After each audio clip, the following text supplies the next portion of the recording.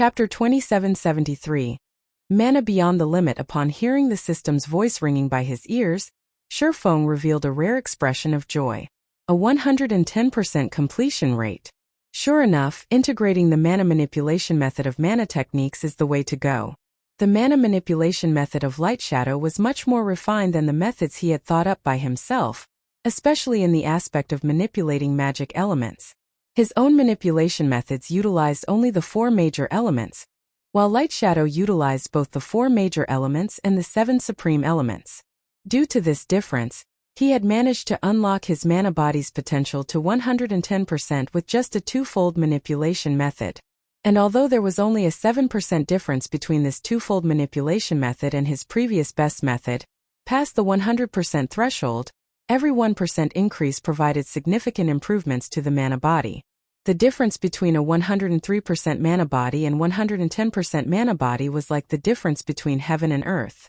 Subsequently, Feng punched at the empty space before him. Boom! All of a sudden, the living room's stable space shattered, spatial cracks forming one after another. Only after extending to the living room's wall and coming into contact with the magic barrier there did this phenomenon stop. What an amazing result! Feng was astonished as he looked at the fractured space before him. His mana body had truly undergone a qualitative transformation after reaching a 110% completion rate. Now, even his normal punches carried a hint of a mana technique's power. Moreover, he didn't even need to manipulate his mana actively to gain such an effect. Afterward, Feng closed his eyes and felt his surroundings. Even with his eyes closed, he could still perceive the entire room within his mind. Not even a speck of dust escaped his perception. Not only has my physique improved by at least 30%, but even my 5 senses have risen to the next level. In my present state, my perception is just slightly inferior to a demon prince's. Feng opened his eyes, an ecstatic look appearing on his face. Although he still wasn't Ferbero's equal in terms of physique and 5 senses, he was much closer to matching the demon prince than before. This was undoubtedly joyous news for him. Originally, he felt that a Tier 4 player needed a legendary weapon to contend with a Tier 4 demon prince. After all, the difference in physique between the two was massive. However, Feng now felt that it might just be possible for players to gain the astonishing physique of a demon prince while still at Tier 4. After all, his current mana body was only at a 110% completion rate, yet he was already close to matching a demon prince's physique. If he could push his mana body to the rumored 120% completion rate, his physique then might match that of a demon prince. Feng was relatively confident of pushing his mana body to a 120% completion rate. After all, he had already proven that utilizing multiple manipulation methods to control his mana body was the way to go. At the very least, he wouldn't be utterly clueless about how to develop his mana body, unlike before. All he needed to do was figure out how to improve on this aspect. Now that I've reached the limits of 2-fold manipulation, I'll need to raise my concentration standard, so that I can execute 3-fold manipulation fluidly. This way, I'll have a high chance of achieving a 120% completion rate. At that time, whether it is that divine dragon's trial or that mysterious NPC, I won't be utterly helpless. At this point, confidence welled up within Feng. However, for safety's sake, I should first gather the Solomon's Sword fragments. If I have the complete Solomon's Sword, I won't have to fear going up against even true Tier 5 existences. After thinking up to this point, Feng felt that he needed to resolve his matters in the ancient era quickly and return to the modern era to secure the remaining 2 fragments of Solomon's Sword.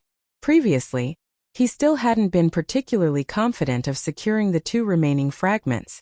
However, now that his epic mana body had reached a 110% completion rate, he could probably solo even superior mythic monsters of the same level. The reason for his confidence was the qualitative transformation his mana had undergone. Originally, the mana flowing inside his mana body was merely gaseous, albeit of incredibly high density. However, after his epic mana body had reached a 110% completion rate, the mana flowing within it had thoroughly condensed into a mist. Moreover, it had achieved this state without him needing to manipulate external mana. Since God's domain's foundation was mana, the strength of a player's mana had a huge impact on their combat power, especially when using skills and spells. A skill powered with mist-like mana wouldn't just be 30% or 50% stronger than a skill powered with gaseous mana. Instead, the two would be on completely different levels. Why were superior mythic monsters so much more powerful than mythic monsters of the same level? It was because their physique and the quality of the mana inside their bodies were superior to ordinary mythic monsters. Currently, although Feng's physique still wasn't a match for superior mythic monsters, the quality of his mana was already on par with theirs. That, combined with the weapons and equipment he possessed, made it entirely possible for him to offset the difference and fight against superior mythic monsters on an equal footing. As Feng was immersing himself in the effects of his improved mana, Yuluo suddenly contacted him. Guild leader Black Flame, information on the Crystal of Souls has already spread across Meteorite City. Many player forces and even NPC forces have expressed interest in the crystal. All of them are requesting to purchase it at a high price, Yuluo said excitedly. The Skyflare adventurer team, one of the top 3 player forces in the city, contacted me, saying they are willing to purchase the crystal for 150,000 magic crystals. If it were in the modern god's domain, 150,000 magic crystals would be equivalent to 60,000 gold. That was already enough money to arm a 100-man team to the teeth. In Meteorite City, 150,000 magic crystals could still fully gear a player in level 150 epic equipment. That won't be necessary. Since we said we would auction it, we will do just that. If they wish to buy it, they can buy it through the auction, Feng said, shaking his head. The offer of 150,000 magic crystals was indeed incredibly high. If the Crystal of Souls were to be auctioned in the modern god's domain, it definitely wouldn't sell for such a high price. In fact, it would be a miracle if he could sell it for 50,000 magic crystals. However, it was a different story in the ancient god's domain, where methods to recover from a mentally weakened state were incomparably rare. In fact, the streets of Meteorite City were littered with players in mentally weakened states. All of these players could only rely on the city's dense mana to slowly recover. After players fell into a mentally weakened state, a full recovery would take a very long time, even with the help of dense mana. If these players were willing to stay cooped up in Meteorite City without leaving to grind even once, they would still need around 2 weeks to recover. Yet, it was simply impossible for expert players to stay inactive for such a long period. A period of 2 weeks was already enough to create a huge gap between expert players. In fact, even dying twice wouldn't cost as much as remaining inactive for 2 weeks. Hence, an excellent recovery item like the Crystal of Souls was considerably precious to the ancient god's domain's players and NPCs. Meanwhile, his purpose in holding the auction this time was simply to find out the market price for the Crystal of Souls. Only after doing so could he maximize his profits. After all, he didn't have a lot of Crystals of Souls on hand since he didn't kill a lot of monsters that were 5 levels higher than himself and at the Great Lord rank or above. Not to mention, he would also use some of the crystals normally. As a result, he only had 43 Crystals of Souls saved up. On the other hand, he had plenty of soul water. At this time, he already had 2,764 drops accumulated. This was the fruit of long-term accumulation. Although he had given out a lot of soul water to the guild members using the bronze and silver legacy tablets, he still had a lot remaining. However, the soul water's effects were significantly inferior to those of the Crystal of Souls. If the Crystal of Souls couldn't sell for a high price, then the soul water naturally wouldn't sell for much either. But now that Skyflare is also competing for the Crystal of Soul, both player and NPC forces will most likely step aside out of respect for Skyflare. After all, aside from Skyflare's commander, one of Skyflare's vice commanders is rumored to have also reached Tier 4 already, Yuluo explained. She naturally understood Feng's thoughts. Read latest chapters at Wuxia World. The various powers won't pick a fight with Skyflare just for one Crystal of Souls.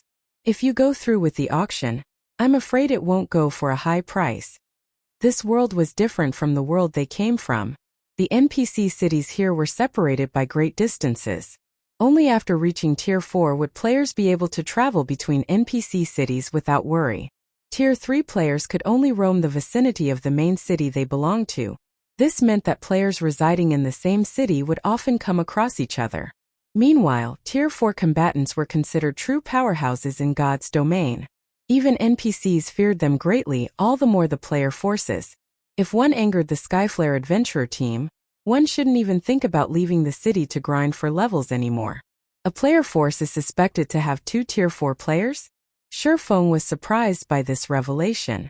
He never thought that the player forces in the Ancient Gods domain would be so powerful to actually have 2 Tier 4 players, one more than what Zero Wing had. Although the search for legacy lands played a huge factor in this disparity, it wasn't so easy for players to complete their Tier 4 promotion quest, either. Immediately he said, "How about this? I'll rent a hall at the auction house, and we'll organize a small auction of our own. Announce that we will be selling a total of 5 crystals of souls, in addition to 50 drops of soul water, which is a slightly inferior version of the crystals. If we do that, that Skyflare adventurer team will have difficulty monopolizing everything." Feng's words surprised Yuluo. She never thought he would actually have other concentration recovery treasures besides the Crystal of Souls. He was practically a walking treasure trove. Moreover, if Feng were to sell so many crystals of souls and soul water, Skyflare would indeed have difficulty monopolizing everything. There was no way the various powers in the city would step aside in the face of such numbers. After all, aside from being useful for healing the mind, these treasures could also increase by a small margin one's odds of completing the Tier 4 promotion quest. Not to mention, Skyflare wasn't the only power in the city with Tier 4 combatants. "Okay, I'll spread this information right away." Yuluo nodded, then promptly disconnected the call. Feng notified Lifeless Thorn and the others of his plans before making his way toward Meteorite City's auction hall by himself.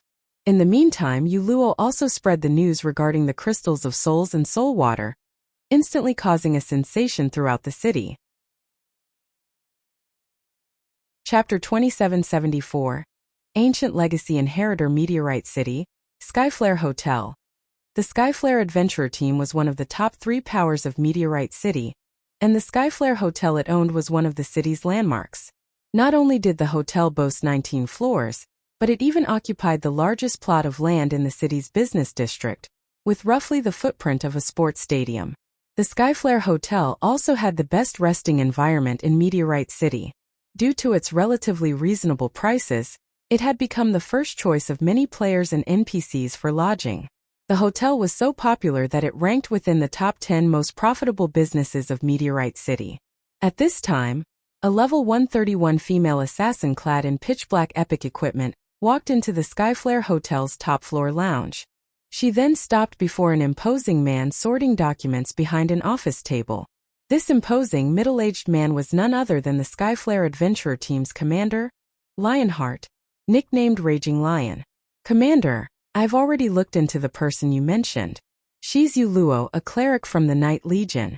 She's the one responsible for spreading the information across the city. Not long ago, she made another announcement stating that her side will be hosting a small auction at the auction house. They will be selling 5 crystals of souls and 50 drops of soul water, which is an inferior version of the Crystal of Souls," the black-clad assassin reported. She then passed a memory crystal to Lionheart and continued, "There is a record of her image in there. From what I found out, she seems to be a proxy. The real seller should be the party of 5 people that entered Meteorite City with the Night Legion. I included a record of their appearances in the crystal. Of the 5, the cloaked man walking in the lead is verified to be a Tier 4 Sword Emperor. However, I did not find any records of him appearing within Meteorite City's vicinity." "Good job," said the Crimson Light armor-clad Lionheart, who had reached level 133. After glancing at the images recorded in the memory crystal, he nodded and looked toward the several vice commanders inside the lounge. He then asked calmly, "What do you guys think of this matter?" "They're simply picking a fight with Skyflare. We've already shown a lot of respect to that Sword Emperor by offering such a high price, yet they still refuse to reciprocate," sneered a gloomy man standing beside the French window. "I think we need to teach these outsiders a lesson. If they wish to mingle in Meteorite City, they need to know their limits. The treasure in question can increase the success rate of completing the Tier 4 promotion quest. We absolutely cannot let the other powers in the city get their hands on it." The 3 other vice commanders present nodded in agreement with the gloomy man, Wind Chaser. Although Wind Chaser was a cold and ruthless person, He was incredibly loyal to the Skyflare adventurer team. Most importantly, Windchaser was a Tier 4 Nightwalker. When it came to assassination, he was undoubtedly the best player in Meteorite City. In terms of top combatants, the Skyflare adventurer team was already the strongest player force in Meteorite City. Simply put, this was the best opportunity for the Skyflare adventurer team to consolidate its grip on Meteorite City. Hence, how could they let other player forces gain an opportunity to rise up? Now that the several outsiders were showing no respect to their adventurer team, they definitely needed to teach these outsiders a lesson. It didn't matter even if the other party had a Tier 4 Sword Emperor on its side. After all, not only did Windchaser hold a peak hidden class, but he had even inherited a special mana technique. So long as he was hidden in the darkness, he could potentially one-shot even Tier 4 MTs, let alone a Tier 4 Sword Emperor. Well, let's go over and talk to him first. If we can agree on a good price, everybody can be happy. If not, it won't be too late to take action, Lionheart said after giving the matter some thought. Lionheart, too, agreed with Windchaser's opinion, especially about the Crystal of Souls, which could strengthen a player's soul by a small margin. After all, the strength of a player's soul would greatly affect their learning ability. Even a small boost to the soul would be a great help to players learning a Tier 4 skill or spell during their promotion quest. Hence, Skyflare had to obtain the Crystal of Souls. The 4 vice commanders present all nodded in agreement with Lionheart's decision. Billow, find out that Sword Emperor's current location. I need to know right away. Lionheart ordered the black-clad assassin. Commander, don't you know how I operate? Smiling, the petite assassin named Crimson Billow added, as soon as you told me to look into this matter, I set my sights on that Sword Emperor. Hence, I had people keep track of his every move. Currently, that Sword Emperor is at the auction house. By the looks of it, he plans to rent an auction hall to host a small auction. Good. Lionheart nodded in satisfaction as he looked at Crimson Billow. Billow, you and Chaser will follow me in secret. I'll meet with that Sword Emperor in person and find out his origins and purpose. Truthfully, he felt very curious about the Sword Emperor mentioned. Tier 4 players were still incredibly rare in the current God's domain. According to Skyflare's information network, most main cities had only one Tier 4 player. The main cities with 2 or 3 Tier 4 players were all cities with massive populations. Logically, after a player reached Tier 4, the first thing they should do was expand their influence in their city as much as possible, capitalizing on their advantage. However, this foreign Sword Emperor had actually chosen to visit another city. It was simply inconceivable. Understood. Crimson Billow and Windchaser responded respectfully. Meteorite City Auction House. Meteorite City was a large trade city, and the auction house could be said to be the most prosperous place here. Not only was the local auction house much larger than the ones found in the modern God's Domain's royal capitals, but its visitor traffic was also massive. A huge variety of products was on sale, including mana ore, which was quite rare in the modern God's Domain, sold by the stack at dastardly cheap prices. One stack of 200 mana ores cost only 49 magic crystals. If sold in the modern God's Domain, it would be bought out instantly. After all, mana ore was a byproduct of certain ores, and the chances of acquiring it were low. Hence, the price of mana ore in the modern world was already close to 30 silver coins per piece. Even then, supply was still tight. It's a pity I can't travel freely between the two worlds. Otherwise, I could definitely make a killing, and Zero Wing wouldn't have to worry about lacking funds and resources anymore. Feng sighed ruefully as he looked at the available items in the auction house. According to the old man's words, only 10 people could visit the ancient God's domain at a time. Moreover, while first-time visitors could get in for free, the second visit onward had a price. It might be fine if the price was reasonable, but if it was exorbitant, his visits to the ancient era would be limited. Although he could leave the visits to other people, the importance of the ancient God's domain was too significant. If the Earthfall Secret Land's secret got out, every superpower on the continent would either try to annihilate Zero Wing or compete for the secret land. Feng spent 500 magic crystals to rent a small auction hall that could fit 200 people, at most. For Meteorite City's various powers, this number was already more than enough. After Feng finished making the necessary arrangements, an imposing and mighty man suddenly approached him. The man was clad in crimson light armor and carried a knight's shield with crimson runes. At the appearance of this imposing man, silence descended momentarily on the entire auction house. Everyone looked at this man in surprise, a hint of awe and admiration gleaming in the eyes of both players and NPCs. Crap. It's Lionheart. He looks so handsome. He looks much better than the photo on Skyflare's promotional posters.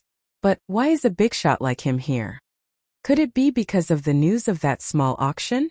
A discussion over Lionheart promptly broke out in the auction hall. Everyone couldn't help wondering why a VIP like Lionheart would personally visit the auction house. Skyflare's commander. He actually came in person. Yuluo, who had just arrived in the auction house, gaped in shock and doubted her eyes when she saw Lionheart enter the building. Lionheart was an amazing individual. Despite having started with nothing in this ruthless world, the adventurer team he established had grown to the point where it managed to defeat several large guilds and become one of the top 3 powers in Meteorite City. In terms of achievements, the Skyflare adventurer team easily eclipsed the Heaven's Blade adventurer team. On the interstellar continent, living resources were incredibly scarce. Ordinary civilians couldn't hope to compare with large guilds in terms of the resources they could acquire. This was because large guilds generally had high-level authorities as backers. These authorities boasted resources and influence far greater than those of the large guilds on Earth. Just one word from these high-level authorities would be enough to allow a civilian who could barely feed themselves to move to the interstellar continent's core area. In the core area, one would be able to not only eat like a king, but also enjoy recreational activities in the real world and appreciate the beauty of the vast universe. Just this point alone allowed large guilds to walk over civilian players with no background. Meanwhile, Lionheart was only a civilian on the interstellar continent. His development of Skyflare to such an extent was a remarkable feat. He was practically a legend among the civilians there. If he were in the modern god's domain, he would definitely become a noteworthy existence known throughout the mainland. The next moment, Lionheart stopped before Feng. Immediately, everyone in the auction house focused on Feng curiously, the stares making him feel very uncomfortable. "You're the person selling the crystals of souls, right?" Looking at Feng, Lionheart went straight to the point, saying, "I am Lionheart, the Skyflare adventurer team's commander. You should have heard of me already." "Of course I've heard of you. In fact, I've heard a lot about you." Feng did not deny Lionheart's statement. Calmly, he asked, "May I know what business you have with me?" Read latest chapters at Wuxia World. Feng had gained plenty of information regarding Lionheart. The man was undoubtedly a powerhouse. Not only did he reach the domain realm, but he had even set foot onto the second step, the upper domain realm. The amount of time he had spent immersed in virtual reality games was much greater than that of the modern God's Domain's players. Rumor had it that Lionheart's control over mana had already reached the advanced Master Magician standard, and that he was only half a step away from becoming a Grandmaster. In addition, Lionheart also possessed an ancient hidden class called the Blood Knight, which gave him the strongest defense among players. At this point, he was a complete monster when it came to defense. His terrifying defense was why the Skyflare adventurer team had managed to conquer plenty of powerful bosses. The adventurer team had even killed quite a few level 120 superior mythic bosses. Hence, Lionheart was also known as Meteorite's Wall by Meteorite City's players. "This isn't a place to talk. Why don't we find a place to sit down and have a proper conversation?" Lionheart suggested as he scrutinized Feng. When he saw Feng's special state, he was surprised and confused. However, he quickly set aside his surprise and treated Feng with the respect due a foreign Tier 4 expert. "Sure." Feng nodded. He then turned to the empty space a short distance behind Lionheart and asked, "Are those two coming along too?" Chapter 2775. Astronomical transaction, those two? Yulua was confused when she followed Feng's gaze. After all, there was nobody there. Even when she pushed her perception as a Void Realm expert to the limit, she still couldn't sense any aura or presence of a living being. She didn't notice any unusual fluctuations in space, either. Experts at the Void Realm would be aware of even the slightest disturbances around them. At the end of the day, an assassin's stealth only turned them invisible to the naked eye. They remained physically present in the world. So long as they moved, no matter how slow, they would cause some air turbulence. Such unnatural changes wouldn't escape the perception of a Void Realm expert. Hence, even a Void Realm assassin generally couldn't get within 30 yards of other Void Realm experts undetected. Normally, they could operate only outside the 30-yard radius. As for assassins at the Domain Realm, while they could perform better, they still wouldn't be able to get within 20 yards of Void Realm experts undetected. And even if they did manage this feat, they would be able to maintain it for only a matter of seconds. However, the spot Feng was currently looking at was within 20 yards of himself. Moreover, the conversation between Feng and Lionheart had lasted more than a few seconds already. Even a Domain Realm expert wouldn't be able to stay hidden for so long. Upon hearing Feng's words, Lionheart was slightly surprised. Simultaneously, a hint of alertness and admiration appeared in his eyes. Amazing! As expected of a Tier 4 expert capable of moving between main cities. Part of the reason Lionheart had brought Windchaser and Crimson Billow with him this time was to test Feng's strength. Crimson Billow was ranked second in Skyflare in terms of stealth. Utilizing her advantages as a Domain Realm expert, she had created a unique concealment technique that allowed her to maintain a high degree of stealth despite being in motion. Meanwhile, after combining this technique with a potion that hid one's life aura, let alone Tier 3 Domain Realm experts, even Tier 4 Domain Realm experts wouldn't detect her even when she was within 20 yards of them. Of course, Tier 4 Domain Realm experts would definitely detect her once she got within 16 yards of them. Even so, being able to conceal herself to such an extent was already more than enough for her to rank at the top of Meteorite City and instill fear into Tier 4 experts. Windchaser was even more powerful. After reaching Tier 4, his stealth skill was no longer limited to just turning his physical body invisible and concealing his life aura. Instead, the skill would place his body in a shadow space. No matter what he did inside this space, it wouldn't affect the outside world. Naturally, others wouldn't be able to detect his movements while he was inside this shadow space. In fact, despite knowing about Windchaser's ability, Lionheart hadn't realized that Windchaser was already standing within 20 yards of him. Nevertheless, Feng had stated that there were two people behind Lionheart. This meant that he had detected both Crimson Billow and Windchaser. "Chaser Billow, you two can show yourselves now," Lionheart said, smiling as he looked at the empty space Feng indicated. "No need to hide anymore." As soon as Lionheart finished speaking, two figures gradually appeared in that empty space.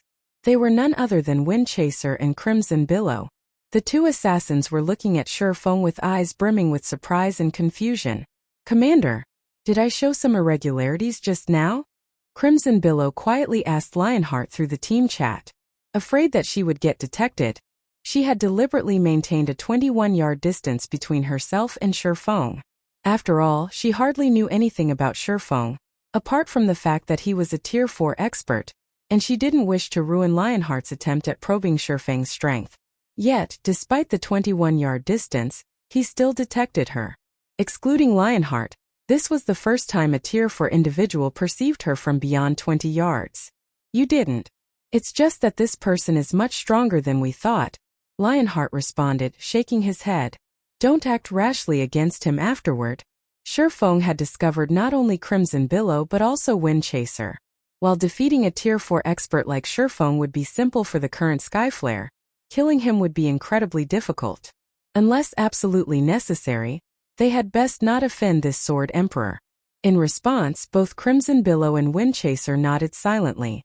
The trio had conversed for only 2 or 3 seconds, so outsiders did not find anything wrong with the situation.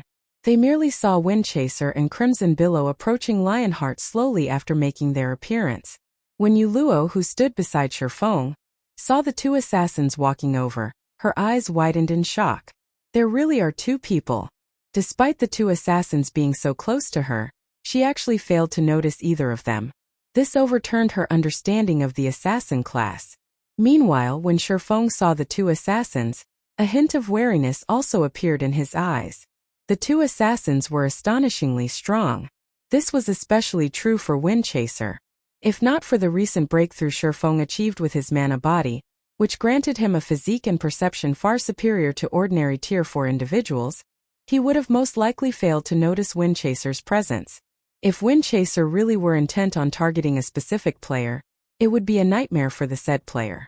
After all, the Tier 4 assassin was capable of suddenly appearing within 20 yards of his target without giving off any indications, a distance that any Tier 4 combatant could cross in the blink of an eye.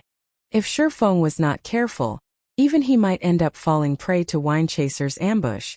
Let's head to a reception room to continue our conversation, Lionheart suggested to Feng. Sure. Feng did not object to the proposal. His original goal in coming to the ancient god's domain was to acquire a large amount of resources. Meanwhile, the best way to do so was by partnering with a local tyrant. He could gather resources much faster this way than if he did it by himself.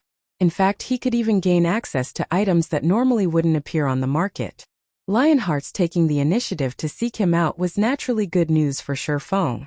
Lionheart led Feng and Yuluo to the top-floor reception room he had reserved beforehand. Commander Lionheart. After taking his seat, Feng went straight to the point, saying, "Please just say what you have to say. There is no need for us to waste both our time by playing around with words." "You really are a straightforward person, Brother Black Flame." Lionheart smiled at Feng's words. "I was thinking the same thing. In that case, I'll be blunt with you. Skyflare wishes to purchase all of the crystals of souls and soul water you are selling." "It seems you are very ambitious, Commander Lionheart. You actually plan to monopolize Meteorite City?" Feng didn't feel particularly surprised at Lionheart's declaration. Calmly he said, "Of course we can go with such an arrangement as well. Only, I have quite a number of these items, and I'm afraid your adventurer team can't swallow them all." As soon as Feng finished speaking, Wind Chaser, who stood behind Lionheart, laughed. "What a joke. There is nothing in Meteorite City that our adventurer team cannot swallow." Looking at Feng, Wind Chaser sneered, "Of course, that is under the premise that your price is fair." At Wind Chaser's provocation, Feng simply shook his head and smiled. Truthfully, even at 150,000 magic crystals per crystal of souls, you won't be able to afford everything. Not to mention there is still the soul water. He had a total of 43 crystals of souls. If he sold each for 150,000 magic crystals, that would equate to 6.45 million magic crystals. Even though the ancient god's domain was rich in resources, a player force with a sphere of activity limited to just one city couldn't take out such an amount. At Feng's words, Wind Chaser, who initially planned to probe Feng further, fell silent. There was no way a Tier 4 expert like Feng wouldn't know about the Skyflare adventurer team's status and general wealth in Meteorite City. For Feng to say such words meant he had absolute confidence backing him. Meanwhile, after hearing Feng's response, both Yuluo and Crimson Billow couldn't help gasping. They never thought that Feng would actually be so wealthy.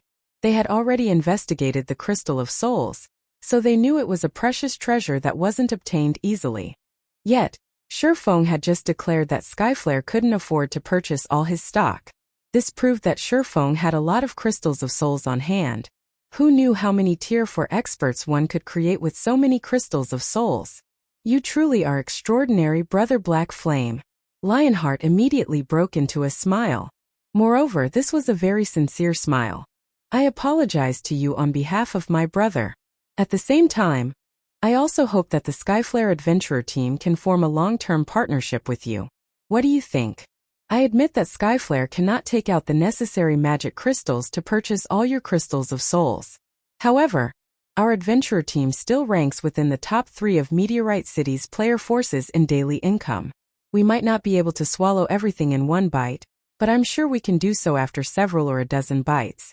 Furthermore, I can assure you that not only will we purchase each crystal of souls for 200,000 magic crystals, but we will also ensure a weekly transaction of 3 million magic crystals at a minimum. May I know what you think of this, Brother Black Flame?" Yuluo gaped in shock at Lionheart's words despite herself. She never imagined that the Skyflare adventurer team had such astonishing wealth. Even the superpowers in the modern god's domain were far from comparable to Skyflare in magic crystal acquisition.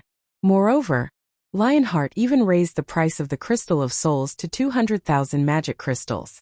Skyflare was probably the only power in Meteorite City capable of offering such a price. After all, a piece of fragmented legendary equipment costs only around 500,000 magic crystals, while fragmented legendary weapons cost around 1 million magic crystals. Lionheart's promise of a weekly transaction of 3 million magic crystals meant Skyflare was trading away 3 fragmented legendary weapons every week. Commander. At this time, even Windchaser was stunned by Lionheart's offer. The Skyflare adventurer team operated only in Meteorite City's vicinity, and there were only so many resources available in the area. If Skyflare really pushed through with this transaction, the adventurer team would have to tighten its belt and strictly limit its future expenditures. Read latest chapters at Wuxia World. You okay? I can agree to those conditions, Feng said, nodding. After giving the matter some thought, he felt that this price was probably the best he could get for the crystals of souls. Even if he could get a higher price at an auction, it wouldn't be much higher. However, before this, I wish to test you, Commander Lionheart. We can verify our transaction depending on your performance. What do you think? Test our commander? Feng's words infuriated Windchaser. Crimson Billow's complexion also darkened, a hint of hostility appearing in her eyes as she looked at Feng. Even super guilds would not dare say that they wished to test their commander's qualifications for cooperation, yet a person of unknown origin actually did so. Feng was utterly looking down on the Skyflare adventurer team. However, before Windchaser or Crimson Billow could say anything else, Lionheart extended a hand to stop them. He then looked at Feng with a glint of determination in his eyes as he asked, "May I know how you wish to conduct your test, Brother Black Flame?" "Simple. So long as you survive a hit from me, you'll pass," Feng said decisively. Chapter 2776. Duel between sword and shield, survive a hit from you? Lionheart was momentarily stunned by Feng's words. Even Windchaser and Crimson Billow fell into a daze for a long time. They felt that Feng was simply toying with the Skyflare adventurer team. Looking at Feng, Windchaser asked to verify, "Are you sure this is your condition? Do you know what title our commander holds in Meteorite City?" Initially, Windchaser thought that Feng would make things difficult for them to invalidate this transaction. Yet, Feng's condition for partnership was simply for Lionheart to survive a hit from him. This test was beyond simple. Let alone Tier 4 players, even superior mythic monsters were incapable of one-shotting Lionheart. The Skyflare adventurer team had relied precisely on Lionheart's overwhelming defense to develop to its current extent. It would be a complete and utter joke to say that a Tier 4 player could one-shot Lionheart. For a moment, Windchaser even suspected that Feng had never bothered looking into Lionheart's information. Either that or the man thought that Lionheart's fame was exaggerated. "Of course. I'm very certain." Feng nodded earnestly. Yuluo also couldn't help looking at Feng strangely. She simply couldn't understand why Feng would set such a meaningless condition. She knew that Feng was indeed very strong. This was evident from how he repelled over a dozen Tier 3 demon leaders with one move. However, Lionheart wasn't a pushover either. The achievements he had today were piled up through innumerable battles. Windchaser and Crimson Billow turned to Lionheart. Although they didn't know what Lionheart thought of this matter, Feng's test presented no problem to them. It wouldn't even be an exaggeration to call it a free pass. Meanwhile, so long as their two sides entered into a partnership, the Skyflare adventurer team would be able to gain full control over Meteorite City easily. In fact, it wouldn't be long before they could start establishing branches in other NPC main cities. And even if the player forces of the other cities opposed Skyflare's intrusion, they would have difficulty doing so. After all, what truly mattered in a fight between powers were Tier 4 combatants.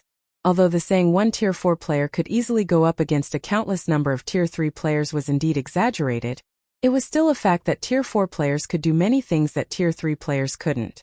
This was the difference between tiers and life ratings. "No problem. I agree to your condition," Lionheart said. After giving the matter some thought, he couldn't find any problems with Feng's condition. However, are we going to hold the test here?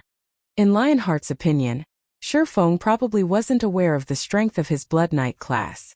As one of the incredibly rare ancient legacies in God's domain, the skills it offered were far superior to ordinary peak legacies.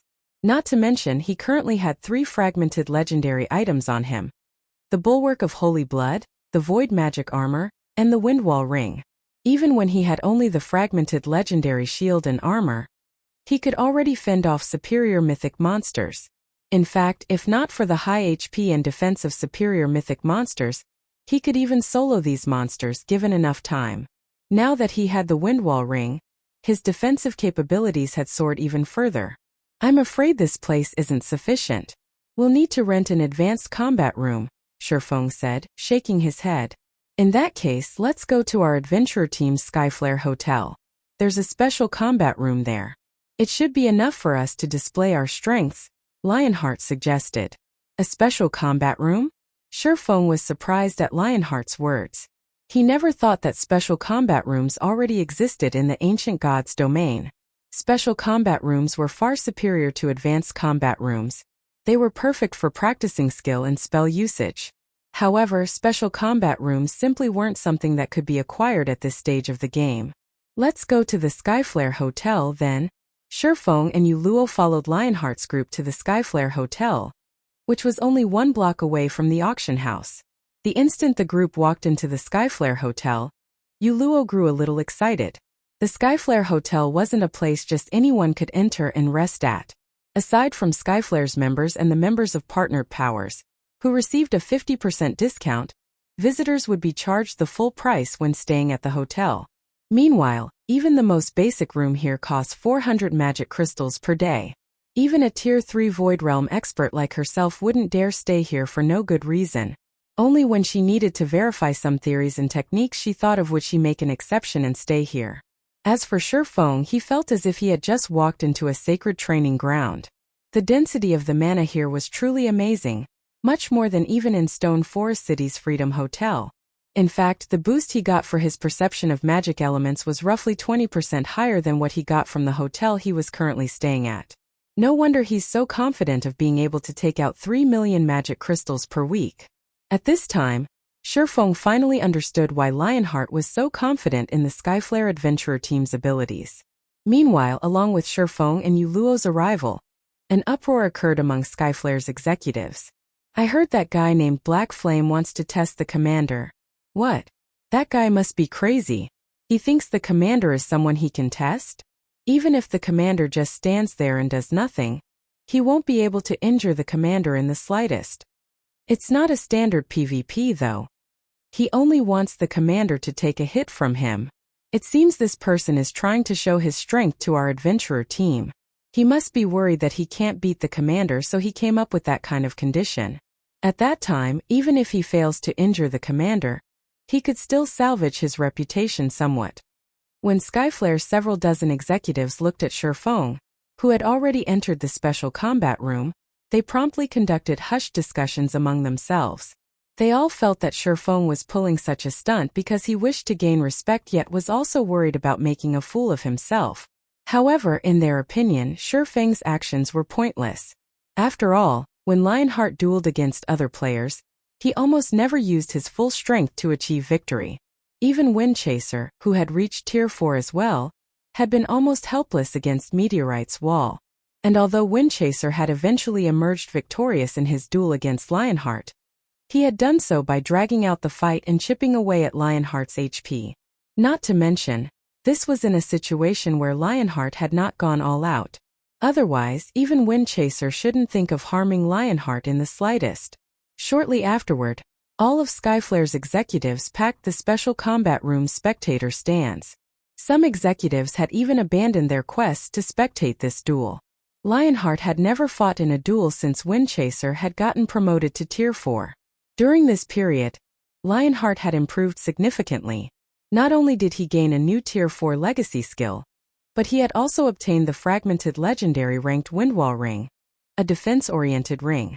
At this point, it wasn't an exaggeration to say that their commander's strength had already surpassed their imagination. While Skyflare's executives were eagerly waiting for the duel to begin, Feng and Lionheart were standing in the middle of the room's spacious battlefield. At this point, both fighters had already adjusted their conditions and were ready to take action at any time. I'm ready. You can make your move whenever you want, Lionheart said as he raised his shield and longsword. From the crimson runes decorating the shield and longsword, it was evident the two were a set. Only, the mana gathered around the weapon was slightly inferior in quality compared to what was around the bulwark of the Holy Blood. At this time, Lionheart stopped concealing his statistics. Immediately, his HP of 16.6 million appeared for everyone to see, flaunting the high HP of a Tier 4 defensive class.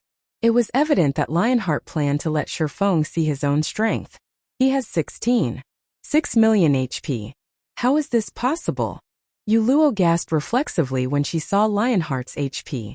As a defensive class player, Lionheart already possessed incredibly high defense to begin with. Combined with his various defensive skills and HP, he was practically a boss monster. Yuluo even doubted that Feng could one-shot Lionheart even if the latter did not defend himself. In fact, it would already be a miracle if Feng could remove 1/3 of Lionheart's HP in one hit. Amazing! Level 130 Tier 3 defensive classes usually have only 9 million HP on average, yet you have almost twice that, Feng said in admiration. It's nothing. It's only because of my unique legacy. Lionheart didn't pay particular attention to Feng's words of appreciation. On the contrary, he wanted to use this opportunity to let Feng realize the Skyflare adventurer team's might. After all, Skyflare had already lost once to Feng before. He needed to reclaim this loss and level the playing field. Since you're ready, I'll begin. Feng naturally understood what was going through Lionheart's mind. Unfortunately, Lionheart simply wasn't aware of Feng's aim. Come. Lionheart readied his shield, a serious expression appearing on his face. Immediately afterward, not only did Lionheart's aura skyrocket in intensity, but a faint, blood-red barrier had also appeared around his body. Crap! The commander is getting serious. He's actually going all out and fully exerting his mana body right off the bat. One of Skyflare's vice commanders, a robust, level 132 shield warrior, said in astonishment. Blood armor. This was the Tier 4 legacy skill Lionheart obtained after achieving a 100% completion rate with his mana body. Although the magic barrier appeared flimsy, it could absorb up to 5 million damage.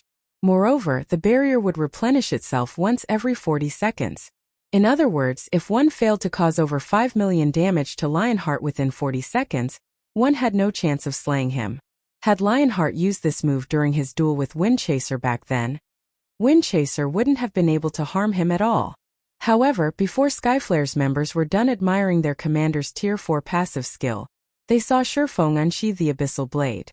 Immediately afterward, everyone clearly sensed the mana in the room trembling and freezing momentarily. Before anyone could react to the unexpected development, Feng raised the abyssal blade with both hands and looked at Lionheart.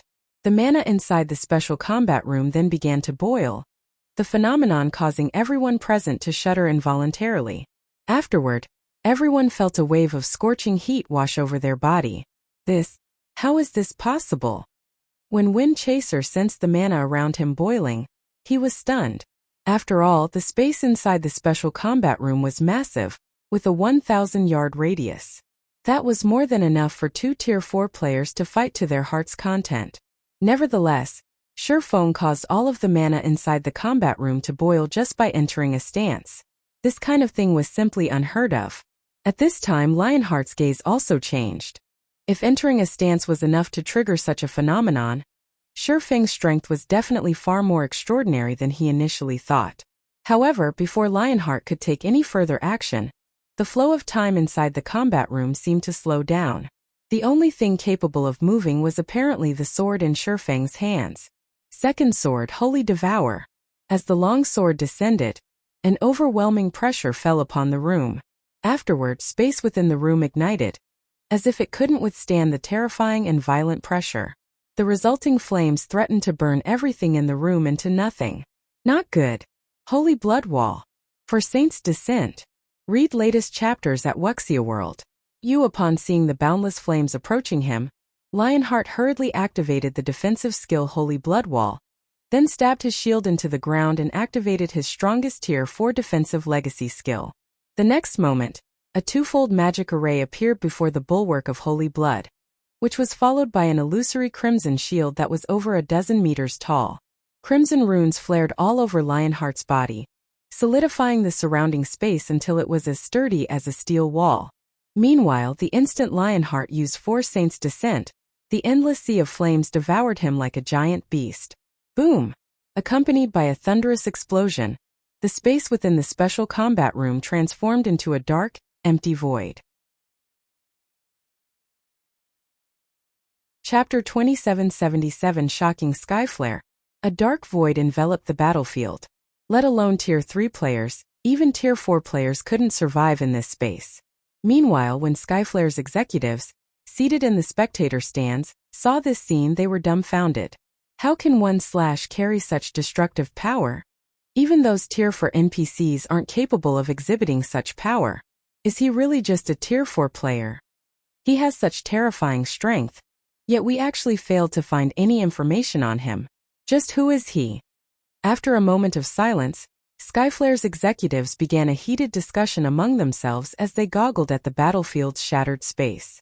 At this time, they no longer underestimated Feng in the slightest. Now only shock and fear filled their hearts. With such terrifying combat power, Feng was no longer an opponent vulnerable to Zerg tactics. Only powerful Tier 4 NPCs could match him. He was actually so strong. Fezhu Luo's eyes were also wide with disbelief as she looked at the shattered space. Even Angelica Teresa's strongest attack would fall short of Feng's from what she could tell. Angelica Teresa was a peak-ranked Tier 4 existence and one of the top 5 powerhouses of Meteorite City. In addition, as an NPC, the items and basic attributes she possessed were also far superior to players. Yet, Feng had actually executed an attack way stronger than even Angelica Teresa's strongest attack. Commander! The commander couldn't have fallen, right? After a while, Wind Chaser and the others snapped out of their daze and searched hurriedly for Lionheart's figure in the dark void. Out of the player attacks they had seen thus far, Feng's was undoubtedly the strongest. Even Tier 4 NPCs were unlikely to be capable of executing such an attack. Hence, although they knew that Lionheart possessed a heaven-defying defense, they couldn't help doubting his ability to survive Feng's attack. After everyone had searched for some time, the shattered space gradually recovered. Two vague figures appeared, standing in the recovering space, with one of them looking incredibly miserable. This is great. The commander is still alive. I knew the commander could withstand it. He is Meteorite's wall after all. There's no way he can be one-shot by a player. When Skyflare's members saw Lionheart's figure, they immediately grew excited.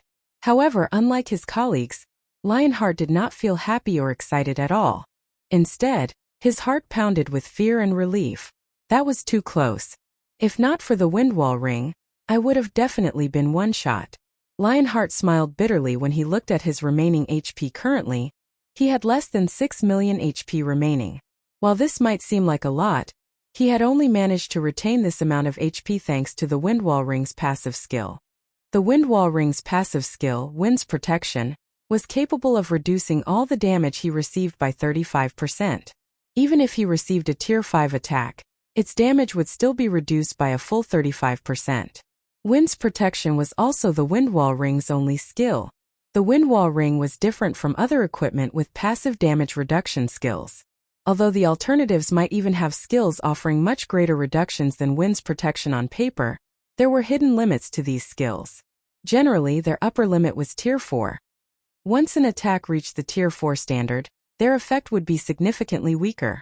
And against Tier 5 attacks, their effect was practically negligible. However, that was not the case for the Windwall ring's Wind's Protection. The skill's description clearly stated that it could reduce the damage of even Tier 5 attacks by 35%, and not 1% less. On the other side, after Feng executed Holy Devour, his complexion had paled significantly. Is it still too much to execute this move? When Feng sensed that more than half of his concentration had disappeared, he was shocked. He had already developed his epic mana body to 110% completion rate, yet he still had trouble gathering and condensing the mana required to execute Holy Devour. For a moment he couldn't help imagining what kind of power he could exhibit if he successfully executed the third sword, Holy Annihilation. Tier 5? Tier 6? Regardless, this is a good result. At the very least, I can now use the complete Holy Devour. Now, I should be able to cope even against a half-step Demon King. As Feng sheathed the Abyssal Blade, He was satisfied with his previous attack. Although his mana had undergone a qualitative transformation, thanks to the improvement of his mana body, the improvement this change brought to his skills and spells was limited. It wasn't enough for them to undergo a qualitative transformation. However, it was a different story for mana techniques, whose power was highly dependent on the quality of the mana used. Now, if he went all out, he could execute an attack at the Tier 5 standard. The only drawback of Holy Devour was the huge burden it placed on his concentration. Even at peak condition, he could execute the complete Holy Devour only once. Nevertheless, it was already more than enough as a trump card. As Feng was savoring the experience of executing Holy Devour, Lionheart approached him. "Brother Black Flame, that move of yours really is ruthless. If I hadn't gained some improvements recently, I would have really died," Lionheart said jocularly. At this moment, Lionheart no longer underestimated or looked at Feng with contempt. Only respect was present in his eyes. The fact that Feng had managed to execute such a move as a player meant that he already stood at the apex of the entire God's domain. Just this point alone was already more than enough to earn him everyone's respect. In God's domain, strength was everything. It was also something that could not be faked. For Feng to have developed himself to this extent, he must have experienced countless trials and hardships. "You're too humble, Commander Lionheart. The fact that you managed to block my attack is all due to your own ability, not luck." Looking at Lionheart, Feng added, "Now that our one-hit agreement is complete, according to our previous arrangement, I will supply the crystals of souls and soul water to only the Skyflare adventurer team for Meteorite City's side. Thank you. As for the matter of magic crystals, please rest assured. The Skyflare adventurer team definitely won't let you down, Brother Black Flame." Lionheart couldn't help feeling a little happy at Feng's words. With Feng willing to partner with Skyflare, Skyflare would be able to take full control of Meteorite City easily. Next, let's talk about the specifics of our transaction. Going straight to the point, Feng said, "Like I said before, so long as you manage to withstand one hit from me, I will agree to partner with you, Commander Lionheart. However, after we start our cooperation, I'll need your help with something. Of course, I won't have you help me for nothing. In exchange, I'll sell the crystals of souls at 150,000 magic crystals each to Skyflare. How about it? 150,000 each?" Lionheart was slightly tempted. "May I know what you need help with?" Previously, when he offered to purchase the crystals of souls at 200,000 magic crystals each, the price was actually a little too high for Skyflare to bear. However, the crystals of souls were far too important. They would also play a crucial role when Skyflare attempted to conquer other main cities. Hence he had gone through with the price. Lowering the price to 150,000 magic crystals each would definitely alleviate a lot of Skyflare's burden. "Help me kill a boss," Feng said, smiling. The reason Feng wanted to test Lionheart wasn't just to experiment with the power of his upgraded mana body. He had also wished to see whether Lionheart could withstand the attack of a Tier 4 infant dragon. After all, if he didn't have anyone capable of tanking a hit from a Tier 4 infant dragon, slaying it would be utterly impossible.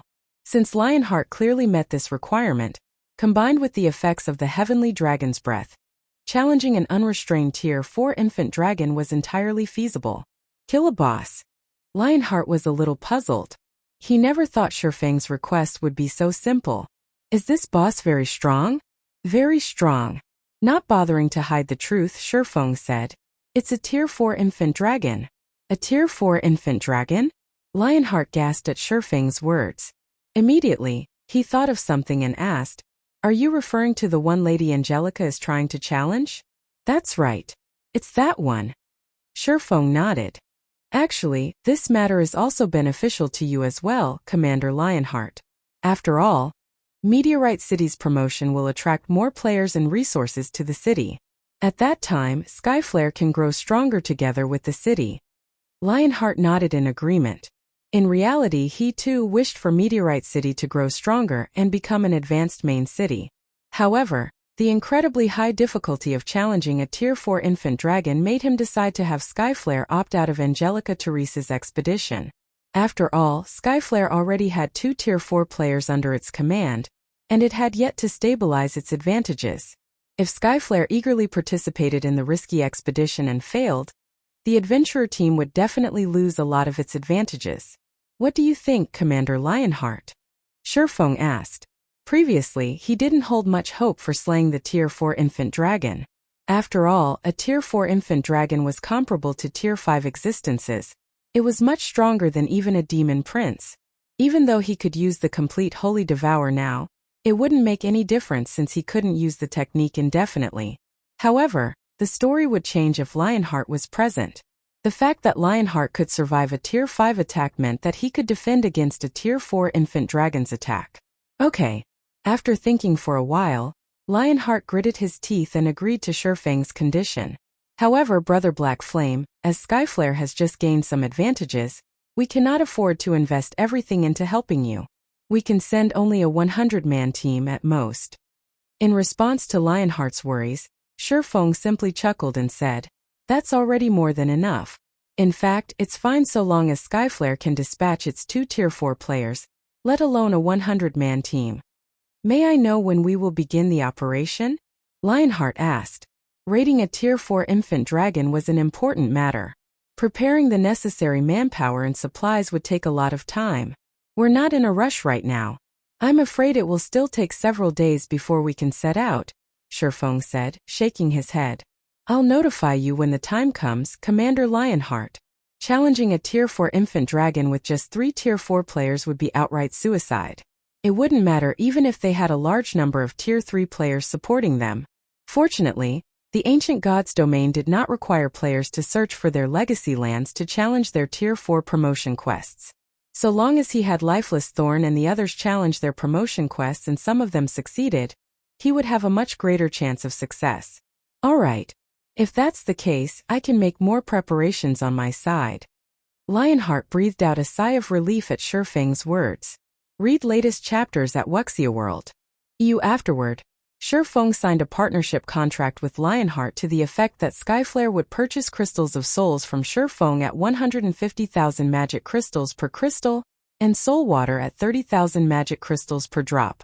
For the first transaction, Skyflare purchased a total of 20 crystals of souls and 50 drops of soul water, the total expenditure amounting to 4.5 million magic crystals. When it came to magic crystals, Skyflare was wealthier than most superpowers operating in the modern god's domain. When the transaction was completed, Feng couldn't help his elation. After all, he now had the 8 million magic crystals required to construct the small mobile fortress.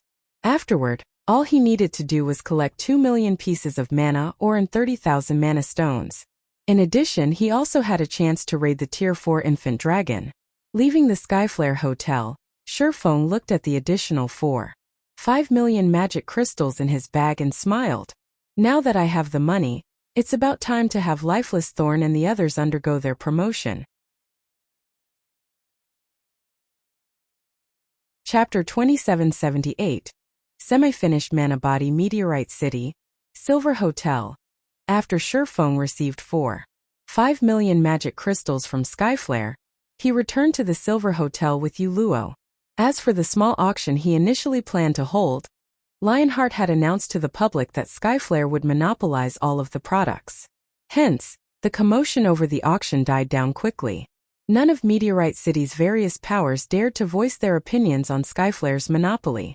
After all, Skyflare was the sole power in the city with 2 Tier 4 combatants under its command.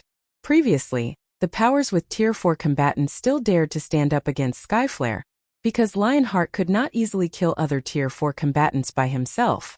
However, now that Skyflare's Windchaser was a Tier 4 assassin, it would be a piece of cake for Skyflare to kill any individual Tier 4 combatant. Hence, even the other 2 of the top 3 player forces in Meteorite City decided to tolerate the situation. Not to mention, while the Crystal of Souls could indeed strengthen an individual's soul, the amount of help this improvement could provide in the Tier 4 promotion quest was minuscule.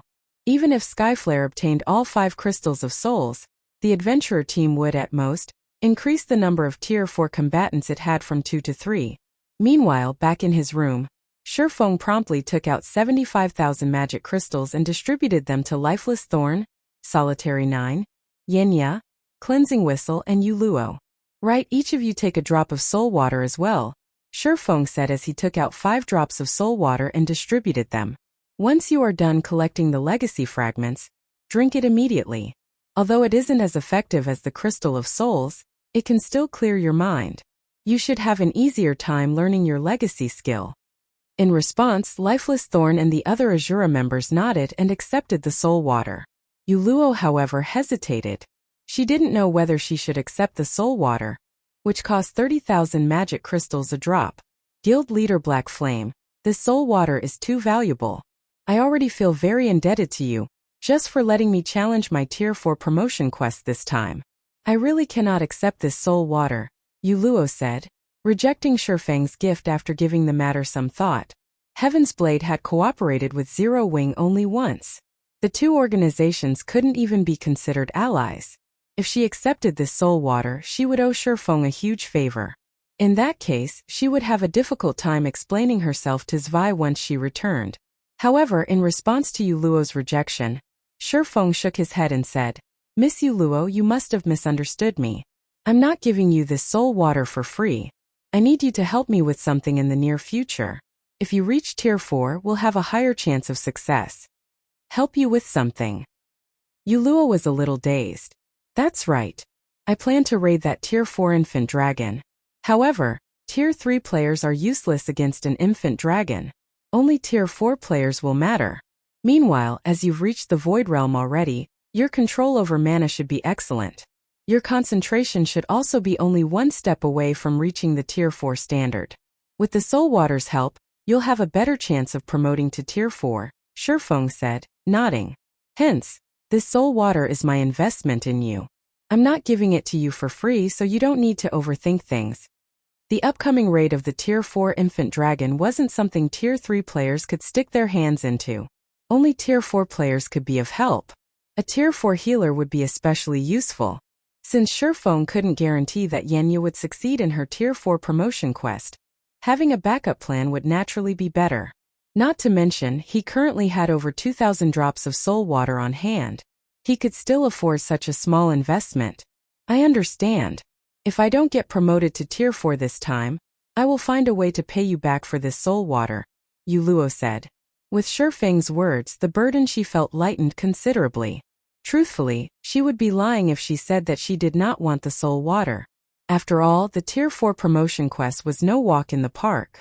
Meteorite City's peak experts demonstrated this point quite well. Among all the peak experts who had challenged their Tier 4 promotion quest, less than 10% succeeded. Not to mention she was slightly weaker than them. However, if she had the soul water's mind-cleansing effect, she would most likely be able to stand on equal footing with the local peak experts. Yuluo accepted the soul water, a glint of determination appearing in her eyes. This was because this drop of soul water represented not just hope but also a burden. If she completed her Tier 4 promotion quest, then she would be able to repay all of the favors she owed right away. After all, Tier 4 great clerics were incredibly rare even in the ancient gods domain, let alone the modern gods domain. You guys can go now. Whether you can get promoted or not will all depend on yourselves now, Feng said after Yuluo accepted the soul water. He then instructed the group of 5, remember. Act according to your strengths when choosing your respective Tier 4 skills. There is no need to learn the strongest one. Instead, learn the one you're most proficient at. He did not doubt the ability of the 5 people before him to collect the necessary number of legacy fragments. His only worry was their ability to learn a Tier 4 legacy skill within the allotted time. Afterward, under Yuluo's lead, Lifeless Thorn and the others departed for Meteorite City's Tier 4 instructors. Now, only Feng remained inside the hotel room. Let's hope a few of them can reach Tier 4. If that's the case, we'll have an easier time dealing with that infant dragon. Looking at the group of 5's departing figures, Feng inwardly celebrated the fact that he managed to get through his Tier 4 promotion quest previously. Immediately afterward, he sensed the state of his mana body and smiled. It's about time I grind it for some levels. If I don't get used to this mana body, I might cause the quest to fail. After unlocking his mana body to a 110% completion rate, he had not had an opportunity to get used to it properly. His duel with Lionheart didn't prove anything. After all, mana bodies provided all-around improvements to players. There was no way he could determine all of these improvements just by putting all his strength into one attack. In fact, he couldn't even tell if his overall combat power had improved or not through his duel with Lionheart. This was because the mana body's improvement mainly led to subtle improvements in various aspects. On the surface, it was impossible to tell if his improved mana body had brought any changes to his overall combat power. After all, his basic attributes remained the same as before. Right now, the only obvious improvements were in the density of his mana, his control over mana, his physique, and his 5 senses. During his fight with Lionheart, he had only proven that the improvement of his mana body had positive effects on his mana techniques. Even then, he still wasn't clear how the improvement had triggered such a change. Needless to say, he was even more clueless about the other benefits his improved mana body had to offer. Read latest chapters at Wuxia World. If he wished to fully utilize his new mana body and maximize his combat power, he would need to readapt to his mana body. It was akin to learning a new skill or spell. He would need to put in a lot of time and effort into adapting and training. Only after he could make use of his mana body at an instinctive level could he be considered to have truly adapted to it. At this point, his mana body could only be considered a semi-finished product. Next, he would have to explore his mana body thoroughly. Feng drank a drop of soul water, recovering some of the concentration he had expended executing Holy Devour. He then put on his black cloak and silently departed from Meteorite City. After taking a look at the system map, he took to the skies and made his way toward the anti-magic volcano, a level 135 neutral map located a distance from Meteorite City. From start to end, nobody in Meteorite City was aware that he had left the city. Chapter 2779. Astonishing improvements. According to Feng's understanding, few players and NPCs from Meteorite City and other nearby cities were willing to come to the anti-magic volcano to grind and explore. Several factors contributed to this situation. Firstly, the thin mana environment here prevented players and NPCs from exhibiting the power of their skills and spells to their fullest extent. This, in turn, would put players and NPCs at a severe disadvantage against monsters. Secondly, what little mana there was in the anti-magic volcano was incredibly chaotic, which made it nigh impossible to control. Hence, doing combat here would not allow one to improve their control over mana. Thirdly, and most importantly, the monsters inhabiting the anti-magic volcano consisted solely of fire-type elemental creatures and beasts. These monsters had a combat power a lot higher than the average monsters. In addition, they existed in large numbers in the anti-magic volcano. Even a 1,000-man team of Tier 3 players would have difficulty staying alive in this map, let alone grinding for EXP. However, unlike other players, Feng considered this neutral map the perfect leveling spot for him. This place really is amazing. There are actually so many great lords and grand lords here. As Feng looked down at the wandering monsters while hovering in midair, he couldn't help a little excitement. With this, I won't have to worry about not having enough crystals of souls. Volcanic Behemoth, Demonic Beast, Grand Lord, Level 139 HP 3,600,000,000 Infernal Warlord, Elemental Creature, Great Lord, Level 137 HP 1,320,000,000 Infernal Chieftain, Elemental Creature, Grand Lord, HP 3,100,000,000. Feng had to admit that the anti-magic volcano was a sight to behold. This neutral map teemed with Great Lord-ranked monsters. Moreover, they moved in large groups of 100 or more closely positioned to each other. If one made too much of a commotion when fighting a group of monsters here, one would easily attract monsters from other areas. However, despite the high difficulty of this map, it was the perfect grinding spot for Tier 4 existences, specifically Tier 4 experts with a mana domain. Feng charged at the volcanic behemoth, the strongest monster in sight, without hesitation. The next moment, when Feng got within 300 yards of the volcanic behemoth, the Grand Lord in question noticed his presence. Immediately, the 30-meter-tall beast covered in flaming scales let loose a deafening roar. The roar instantly attracted the wandering and resting volcanic beasts, and over 3,000 volcanic beasts converged on the volcanic behemoth's location in the blink of an eye. The majority of these volcanic beasts were level 135+ lords, with some of them great lords. Even a 1,000-man team composed of Tier 3 experts of the same level would falter when faced with so many volcanic beasts. After all, not only were these monsters moving in an organized manner, but the mana their bodies radiated also showed faint signs of synchronizing, which would double the power of the fire-type spells they cast. Suddenly, thousands of fiery attacks shot into the air, heading toward Feng. Although the attacks were not fully synchronized with each other, the sheer number still allowed them to exhibit power at the Tier 4 standard. That was more than enough to deter any ordinary Tier 4 combatant from tanking the attacks. However, when Feng saw the several thousand attacks coming at him, not only did he not show the slightest sign of fear, but he even displayed excitement. The next moment, Feng swung his hand and began manipulating his mana body's power. Suddenly, with Feng as the center, a ripple spread into the surroundings. At the same time, a storm brewed in the surrounding space, causing even space to shudder. Boom! Boom! Boom! For a time, explosions echoed throughout the sky in rapid succession. The sky itself transformed into a sea of flames as the storm annihilated the thousands of fiery attacks. Afterward, the volcanic beasts enveloped by the storm knelt on the ground one after another. Only the Great Lord-ranked volcanic beasts remained standing. However, standing was pretty much all they could do, as even moving their bodies took grueling effort.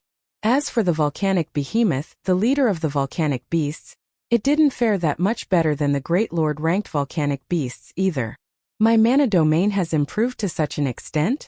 Feng was astonished when he saw the thousands of kneeling volcanic beasts, and the volcanic behemoth, which had great difficulty moving his current mana domain, was actually capable of suppressing even a Grand Lord to such an extent. Despite being a strength-based demonic beast, the volcanic behemoth had barely half of its mobility left. If he used his mana domain against agility-based demonic creatures, the suppression effect would most likely be even more prominent. After a moment reveling in the improvement of his mana domain, Feng stopped being polite with the volcanic beasts. Immediately, he activated Blade Domain and began slaughtering the volcanic beasts with the 7 summoned magic swords. All his attacks dealt damage in the tens of millions, with critical hits causing over 100 million damage. In the case of the Lord-ranked volcanic beasts, which had only several hundred million HP, they fell after just 2 or 3 hits. In the end, it took Feng less than half an hour to annihilate the 3,000+ volcanic beasts. Even the volcanic behemoth failed to escape his grasp. Since Feng fought monsters of a higher level, his experience bar skyrocketed after the battle ended. Of course, as he had already reached Tier 4, monsters at the Lord rank and below granted him diminished EXP. Only those at the Great Lord rank and above granted him normal amounts of EXP. This could be considered one of the disadvantages of getting promoted to Tier 4. Even so, Feng still reached 34% of level 127 after the battle. His leveling speed was simply phenomenal. At this rate, he could easily level up twice by the end of the day. However, he wasn't the slightest bit surprised by this situation. In God's domain, after one reached Tier 4, leveling up became a very simple task. All one needed to do was search for places with a lot of monsters. Hence, in the past, Tier 4 players would complain about the lack of grinding spots in God's domain. Often, the task of searching for monsters was much more troublesome for Tier 4 players than the task of killing monsters. What was even more troublesome was collecting the monsters' loot. The time it took to collect the loot of the monsters they killed was several times longer than the time it took to kill the monsters. Sure enough, the loot collection process is much more tiresome than the grinding process. Feng got a headache when he saw all the loot scattered within a 1,000-yard radius of himself. At this moment, he finally understood the suffering of those Tier 4 experts in the past. However, ignoring the loot wasn't an option either. After all, these monsters dropped considerably excellent loot. Among the items dropped were standard magic crystals, fire-attributed magic crystals, and various rare ores. The fire-attributed magic crystals were especially valuable, worth far more than the standard magic crystal. Attributed magic crystals were essential in the production of certain epic weapons and equipment. Some peak constructions also required attributed magic crystals to build. However, attributed magic crystals were incredibly rare in the modern God's domain. Hence, it would be a massive waste to simply ignore the loot. Feng ended up spending 2 whole hours gathering all of the items scattered across the battlefield. However, he had to admit that he had earned a huge harvest. Even if he ignored the numerous level 130 bronze, mysterious iron, secret silver, and fine gold weapons and equipment he got, just the magic crystals numbered over 4,000 already. He had also picked up over 300 fire-attributed magic crystals. Afterward, he killed several more groups of monsters in the anti-magic volcano, pushing his level from 127 to 128, the total number of magic crystals collected to beyond 30,000, and the number of fire-attributed magic crystals collected to 1,500. Be it his leveling speed or money-making speed, both exceeded the standard of ordinary Tier 4 players. Since the sky was darkening, Feng found a safe cave and called up his system interface. That's enough for today. With several more days grinding here, I should be able to exceed the average level of the peak experts here. By then, I shouldn't be at a disadvantage in levels when the infant dragon raid takes place. When Feng saw that he had already reached 19% of level 128, he found his leveling speed very satisfactory. Not to mention, he had managed to produce 7 crystals of souls through today's grind. Far more than what he could produce in the modern god's domain. Afterward, Feng logged out of the game to rest. After all, he had already spent more than 24 hours online. Even if he was using the Fearless cabin now, staying online for long periods still wasn't wise. Once he went offline, before he could even climb out of his cabin, a message notification sounded in his cabin.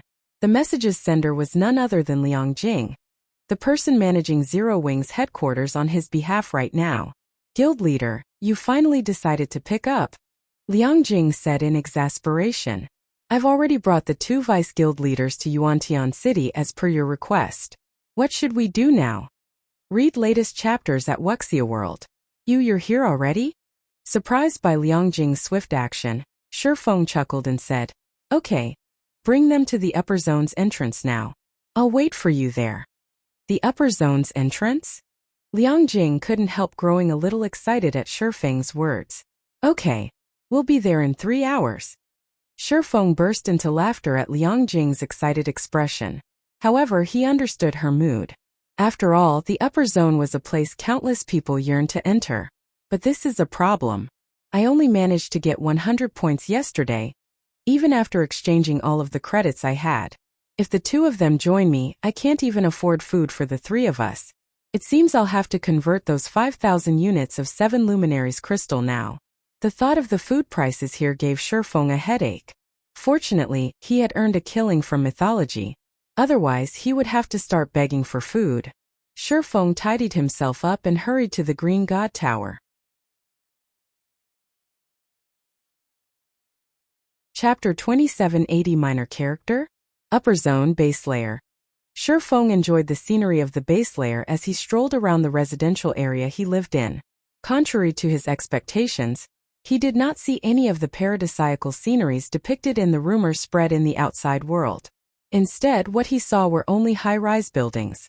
The areas not occupied by high-rise buildings held facilities such as restaurants, training halls, and gyms. Moreover, compared to the outside world, almost all of the people gave the impression that they were incredibly busy, and they all had tense expressions on their faces. This could be considered natural. After all, the upper zone wasn't some kind of paradise. Instead, it was a place with far more intense competition than the outside world. From what Feng understood, Yuantian City's upper zone had a population of less than 300,000, nearly a quarter of which were employees of the Green God Company. As for the remaining inhabitants, the majority of them belonged to the various major corporations, and only a small portion were people who had entered the upper zone through special selections or reserved slots.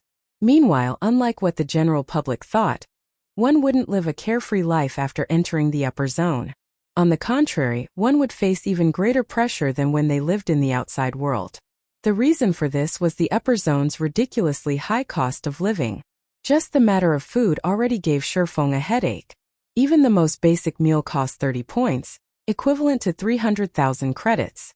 Nobody would pay such an absurd price for food in the outside world. Yet, in the upper zone, this amount of money would buy only the most basic meal. This was still only a small problem in the upper zone. The truly troublesome aspect was the various training resources available here. Just living in the upper zone wouldn't be enough for a person to achieve longevity. One still needed to include various exercises and medicines into the equation, all of which cost a lot of points. Without sufficient wealth and resources, one couldn't live in the upper zone at all. Those born in the upper zone were allowed to live freely until the age of 12. Afterward, they had to undergo a series of tests until they reached 15. If they failed the tests, they would be banished from the upper zone. Moreover, passing the Green God Company's basic assessment would only qualify one to work at the lowest level of the Green God Company. Only if one conquered the mental path before the age of 20 or made a great contribution to the Green God Company would one gain authority and be considered an ordinary person in the upper zone. If one wished to live longer and better in the upper zone, and perhaps even gain influence and become someone respected by the major corporations, one would have to head to the middle layer. Otherwise, one would only be an ant living in the base layer. After all, the base layer's average lifespan might be 150 years, but that didn't mean every individual would live up to 150 years old. Moreover, there was also the matter of retaining one's youth and physical vitality. For residents living in the base layer, even if they could live a fulfilling life and constantly supplement themselves with the various resources available in the base layer, they could retain their youth until the age of 50 at most. Afterward, their physical fitness would decline. By the time they reached 100 years old, they would have entered old age. However, in the case of people living in the middle layer, they would still retain their youthful vitality even at the age of 80. Appearance-wise, they would look like they were just entering their 30s. In other words, the middle layer's residents got to retain their youth for nearly twice as long as the base layer's residents. And even at the age of 120, they would only be middle-aged and look like they were just entering their 40s. Who wouldn't go crazy at such a temptation? After strolling about for a while, Feng rode one of the upper zone's free levitating smart cars and arrived at the Green God Tower roughly 20 minutes later. At the end of the journey, he had to admit that the upper zone was truly amazing. The various transportation facilities here were completely free, and the cars were even equipped with fully intelligent navigation systems. He could travel anywhere he wished with just a word. Feng made his way to the Green God Tower's 7th floor, which was where all resource exchanges took place in the base layer. Everyone seeking to convert credits into trade points, exchange rare resources for trade points and contribution points, or exchange points for the various medicines the Green God Company offered would come here. Upon arriving on the 7th floor, he found that the hall, which was the size of 8 basketball courts, was crowded with thousands of people. Compared to the registration room he visited previously, this place was many times livelier. Most of the gathered people were wealthy children seeking to exchange for trade points using credits. As to why they were doing so, the reason was simple. Most, if not all, of the major corporations operating in the upper zone had existed for over a century already. After operating for such a long time, the shareholder families running these corporations had grown significantly in size. At this point, with how large the shareholder families' population had become, these families would be fortunate to put their children into the upper zone. In addition, the resources the Green God Company sought were all incredibly rare and valuable. For the sake of their own future in the upper zone, the various corporations wouldn't let the children of their shareholder families casually exchange resources for points at all. Hence, aside from the designated heir or heiress of their respective families, the other children who had entered the upper zone would have to rely on themselves to secure resources in the upper zone. However, as most of these children were not particularly talented, they naturally didn't have the means to get the necessary resources or achievements to earn themselves a lot of trade points and contribution points. They could only visit the exchange center every day to exchange for trade points using credits.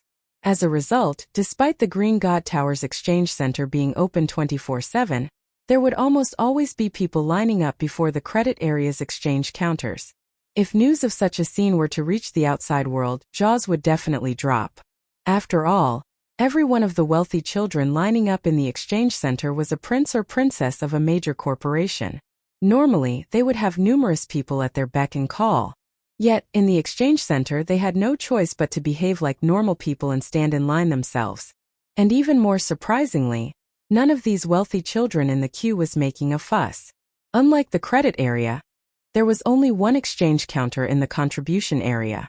Usually, almost nobody stood before this exchange counter, and anybody wishing to use its services could do so without having to wait. However, when Feng approached the contribution area, two people were already standing before the exchange counter there. Moreover, he actually recognized both of them.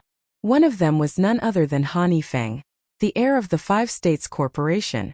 Out of all the corporation heirs Feng had met before, Feng had the most exaggerated physical fitness. Feng also did not behave like the typical princeling of a major corporation. The person standing behind Feng was the butler Zhuolinqiu.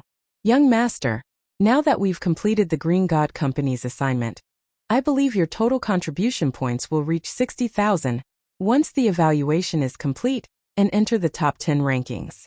If we factor in the corporation's decision to support you fully this time, I'm certain you'll be able to enter the top 3 in the contribution competition this time, Zhuolinqiu said excitedly.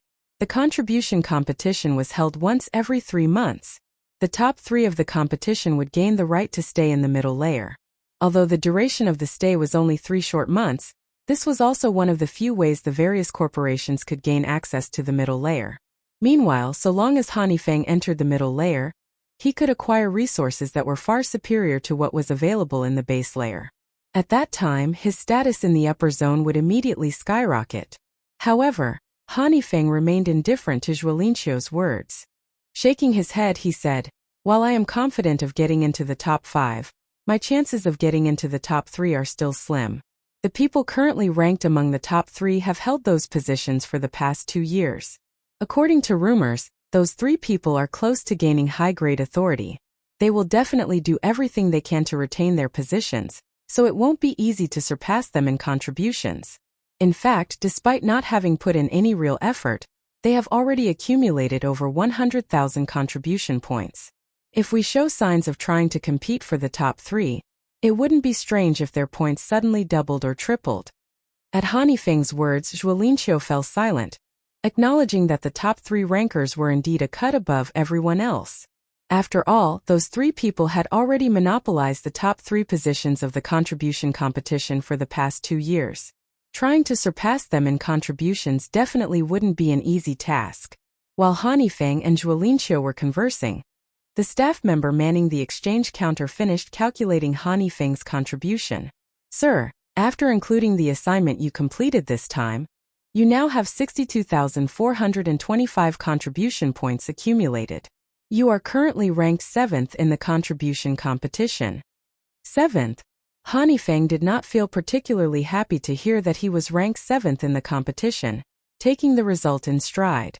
After giving the staff member a nod, he promptly turned around to leave. The instant Feng and Zhuolinqiu turned around, they noticed Feng making his way to the counter. Why is he here? Zhuolinqiu rubbed his eyes in doubt when he saw Feng, who was dressed in white casuals. The upper zone was a place that countless people sought to enter but couldn't. The guild leaders of many superpowers didn't have the qualifications to enter the upper zone even now. Yet Feng, who was merely the guild leader of a pseudo-superpower, had actually entered it. This was simply incredible. At this time, let alone Zhuolinqiu, even Feng revealed a rare look of surprise on his face. When Feng last met Feng in Fenglin City's Redstone restaurant, the latter was merely an insignificant minor character in his eyes. After all, Feng and his subordinates simply weren't capable of reaching the playing field Feng fought on. At best, he could only use Zero Wing as a pawn to hinder his opponents. Even when Zero Wing developed rapidly and became enemies with many superpowers, he still thought nothing of the guild. After all, what the various major corporations were truly competing for wasn't God's domain, but the upper zone's resources. Yet now, a minor character like Feng had actually set foot into the upper zone. This situation was as unbelievable as a fairy tale. Did the Boulder Corporation give him a reserved slot? Feng muttered in speculation. That should be the case. Otherwise, there's no way someone like him with no background can enter the upper zone, Zhuolinqiu said, nodding in agreement. In the recent struggle for the reserve seats of God's domain's 12 great guilds, Frost Heaven had surpassed everyone's expectations and secured itself a seat, instantly becoming a true titan in God's domain. The biggest contributor to Frost Heaven's victory was undoubtedly Zero Wing. Hence, it wouldn't be strange for Frost Heaven to grant Zero Wing a few of the upper zone's reserved slots in gratitude. After thinking up to this point, Feng and Feng calmed down. Meanwhile, as Feng walked over, he merely glanced at Feng and Feng before continuing on his way. He did not take the initiative to say hello. After all, he wasn't exactly familiar with the two. He was also in a hurry right now. Read latest chapters at Wuxia World. Feng's expression turned ugly at Feng's response. He never imagined that Feng would actually show so little respect to Feng. The man didn't even bother saying hello, and merely walked away like a stranger. Feng simply didn't place the Five States Corporation in his eyes. However, before Feng could vent his anger, he was stunned to see Feng stop before the contribution area's exchange counter. What is he trying to do? Feng was confused when he saw Feng conversing with the staff member at the counter. That's the exchange counter for the contribution area. Did he come here to exchange for trade points because there was no line here? Sure enough, he is a minor character. He only knows how to head to places where he can gain advantages. He thinks he can save time by coming here. Yet he is wholly ignorant of the rules. Feng sneered as he looked at Feng, who was still conversing with the staff in contempt. However, no sooner had Feng finished speaking than the nearby staff member suddenly exclaimed in a loud and excited tone, "Congratulations, Mr. Shi. You have gained a total of 50,000 contribution points and 5 million trade points this time. You are currently ranked 10th in the contribution competition."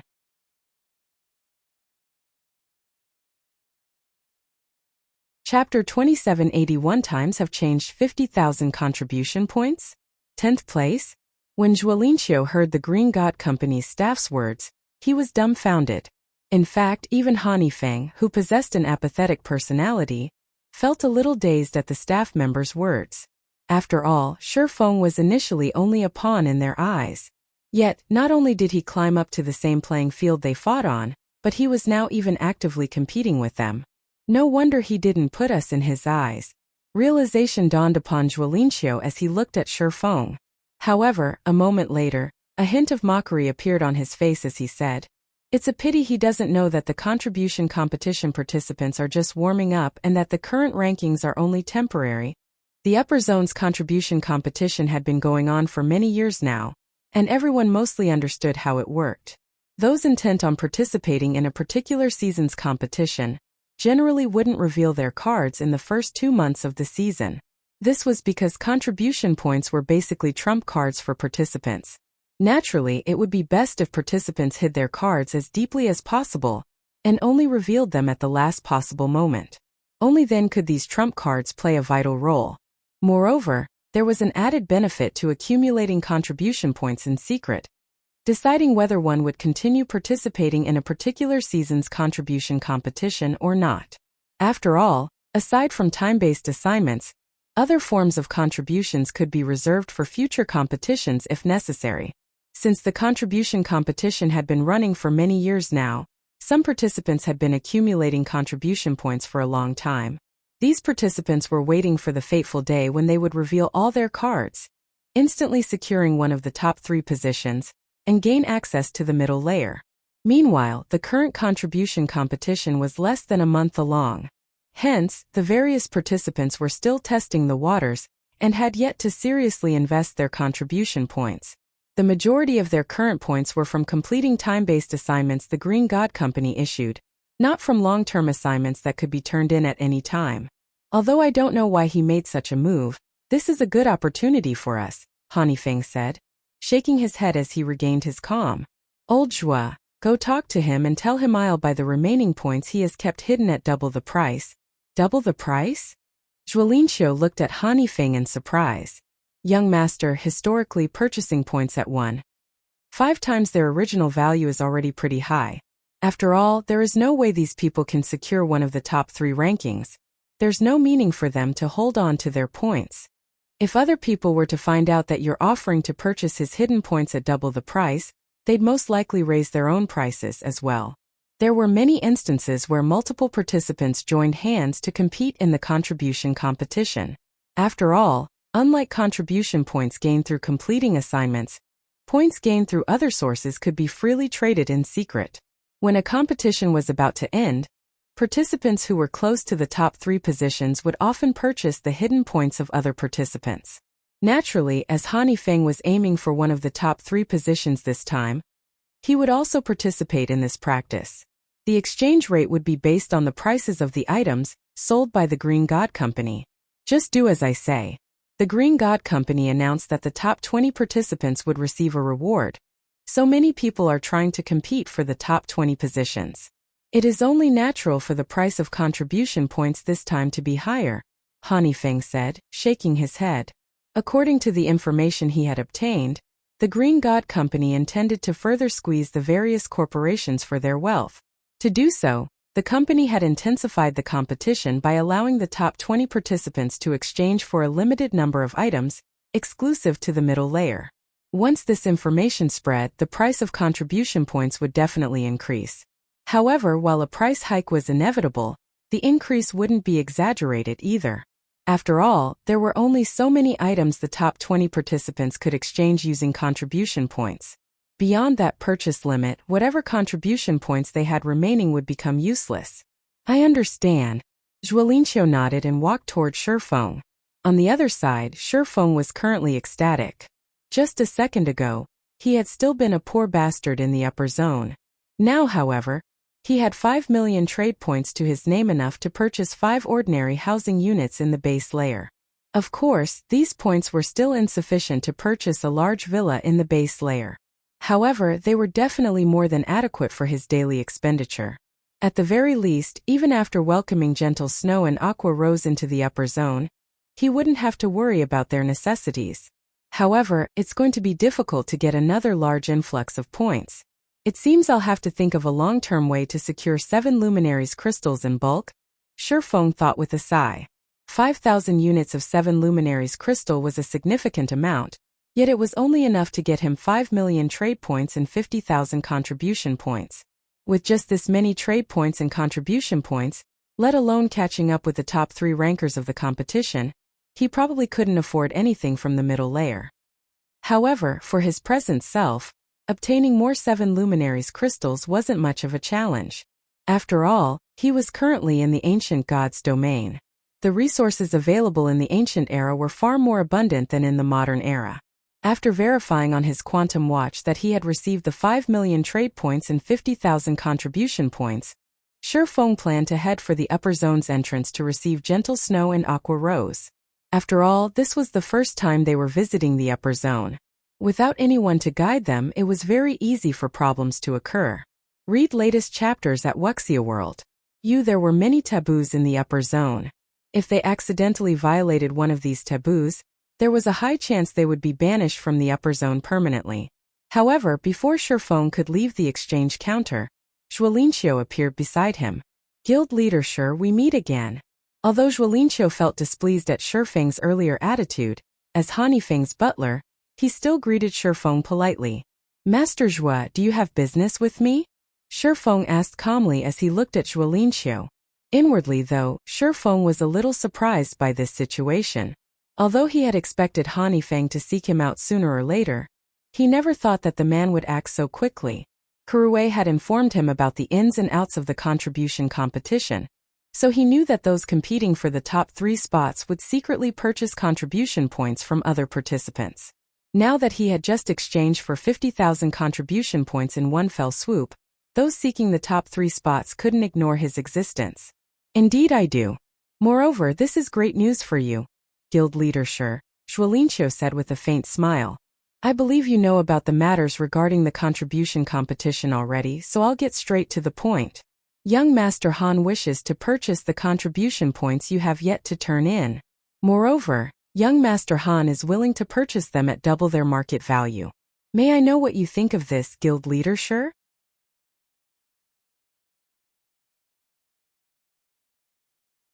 Chapter 2782. Wealthy Feng. Double the market value? Feng was a little surprised when he heard Zhuolinqiu's words. According to Kurue, the transaction price for contribution points would reach 1.5 times the market value at most. Moreover, that was when the contribution competition was incredibly intense. After all, unless one entered the middle layer, It didn't matter how many contribution points one managed to accumulate. Yet, Feng was offering double the market value. Even if the Green God Company would allow the top 20 participants to exchange for 3 items from the middle layer this time, this was still a very high price. After all, the difficulty of getting into the top 3 was simply too great. Before Feng looked into the current top 3 participants, he had still been confident of getting into the top 3. However, after gaining an understanding of those 3 participants, all thoughts of entering the top 3 had disappeared from his mind. This was because those 3 people could instantly gain an additional 1 million contribution points if they grew serious. In other words, if he wished to secure one of the top 3 positions, he would need 100,000 units of 7 luminaries crystal at the very minimum. What did this amount represent? Even if he squeezed the 5 great super guilds and a dozen other superpowers dry, getting such a huge number of 7 luminaries crystals was impossible. Moreover, this was only the minimum requirement to compete for the top 3 positions.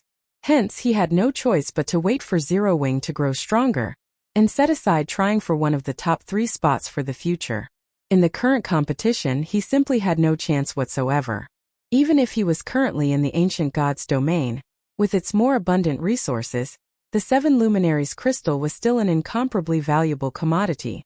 Moreover, its rarity was not the slightest bit lower than in the modern era. In fact, competition for the 7 luminaries crystal was intenser in the ancient era. From what he heard, the interstellar continent's various powers were similarly purchasing 7 luminaries crystals at astronomical prices. Residents of the interstellar continent could exchange for living resources in the real world using 7 luminaries crystals. In fact, if one collected a sufficient number of 7 luminaries crystals, one could even get promoted from an ordinary civilian to a resident of the core area. Simply put, every player in the ancient era was competing for 7 luminaries crystals. On the other hand, only the major corporations based in upper zones were competing for 7 luminaries crystals in the modern god's domain. The competition over the crystals had nothing to do with ordinary players. In fact, it didn't even have anything to do with ordinary corporations. Hence, even if he were to contest frantically for 7 luminaries crystals in the ancient era, the amount he could get his hands on was unlikely to secure him one of the top 3 spots in the current contribution competition. Now, he would be satisfied so long as he could secure one of the top 20 positions, and he could indeed afford to sell a portion of his additional points. That's right.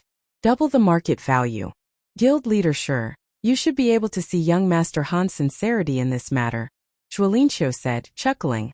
I can assure you that you won't find another person in the base layer who would offer you such a price. The 5 States Corporation was one of the top corporations in the country. It had deeper foundations than even the Boulder Corporation, albeit by only a slight margin. In addition, the corporation even had a genius like Feng as its heir. It was only a matter of time before the corporation set foot in the middle layer. After giving the matter some thought, Feng replied, I can agree to that price, but I have a condition. Feng's offer would tempt anyone. After all, this was equivalent to receiving a 50% discount on the various products the Green God Company put up for exchange. For Feng, who was currently severely lacking in the upper zone's resources, Feng's offer was heaven sent. Condition? What condition? Zhuolinqiu frowned slightly. In his opinion, the price Feng offered was already quite generous. He never thought that Feng would want a foot after getting an inch. I want to settle the transaction using life potions, phantom potions, or the middle layer's limited products, Feng said. I will not accept anything else apart from these items. 5 million trade points were already more than enough for him to get by in the base layer. There was no point in getting more. Only the limited exchange items were of value to him. Particularly, the life potion and the phantom potion weren't available in the outside world. Even if he tried to exchange for these items using his authority, he could get only 5 bottles per year. This amount wasn't even enough for his own use, much less sharing it with other people. This condition is too much. You should know that those items can't be bought even with a large number of trade points and contribution points. Zhuolinqiu flatly refused Feng's condition. Nobody in the entire base layer would satisfy this condition of yours. Whether it was the life potion, the phantom potion, or the middle layer's limited items, they were all incredibly precious to the various corporations. No one would casually trade them away. How about I buy them at their original price? Feng suggested. Feng understood that he was indeed asking for a lot with his condition. However, this was also how negotiations worked. Only after both sides agreed on a price could a transaction take place. Zhuolinqiu fell speechless at Feng's response. He felt that Feng didn't understand his previous words at all. However, before Zhuolinqiu could manage a response, Feng's holographic projection suddenly appeared from Zhuolinqiu's quantum watch. It is impossible for me to sell those items at base price. However, with my authority I can sell some to you at double the price. This is also the lowest I can go, Feng said. Moreover, I believe that nobody else in the base layer would offer you a better price. That works.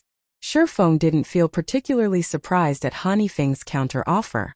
On the contrary, he found this outcome to be quite excellent already. The limited items the Green God Company offered for exchange came with fixed price tags, and residents with the necessary authority could exchange for these items at any time. However, as their description suggested, each resident could exchange for only a limited number of these items. If a person wanted to get their hands on more, they could purchase these items from other residents at a marked-up price. Moreover, even if one were willing to pay the extra cost, one wouldn't necessarily be able to find a willing seller. That settles it then. Feng nodded. However, let me get one thing straight first. Every transaction we conduct must be valued at 50,000 contribution points or more. Otherwise, our transaction will be invalid. That won't be a problem, Feng assured, smiling. He understood what was going through Feng's mind. A sum of several thousand contribution points was most likely nothing in Feng's eyes. Moreover, such an amount wouldn't be of any help to him in the contribution competition. After all, if the top 3 participants were serious, they could easily add 1,000,000 points to their names. Hence, a transaction of 50,000 contribution points was most likely the lowest acceptable amount for Feng. Okay. So long as you've collected 50,000 contribution points, you can come and find me at any time, Feng said before disconnecting the quantum communication. After Feng finished speaking, Zhuolinqiu turned around and walked away, leaving Feng alone at the exchange counter. When Zhuolinqiu returned to Feng's side, he had a hesitant expression. Just speak your mind, Feng said as he looked at his old butler. Young master, I'm afraid the old master and the others will have big opinions about your decision to sell him those items at just double the price, Zhuolinqiu said worriedly. After all, those items are things the corporation went to great lengths to accumulate. They are meant to serve as the foundation for the family's younger generations. Foundation? Feng suddenly smiled. Unless we enter the middle layer, the 5 states corporation will be nothing but ants in the eyes of those above. Also, we have failed to enter the middle layer after all these years. If we don't fight now, when will we fight?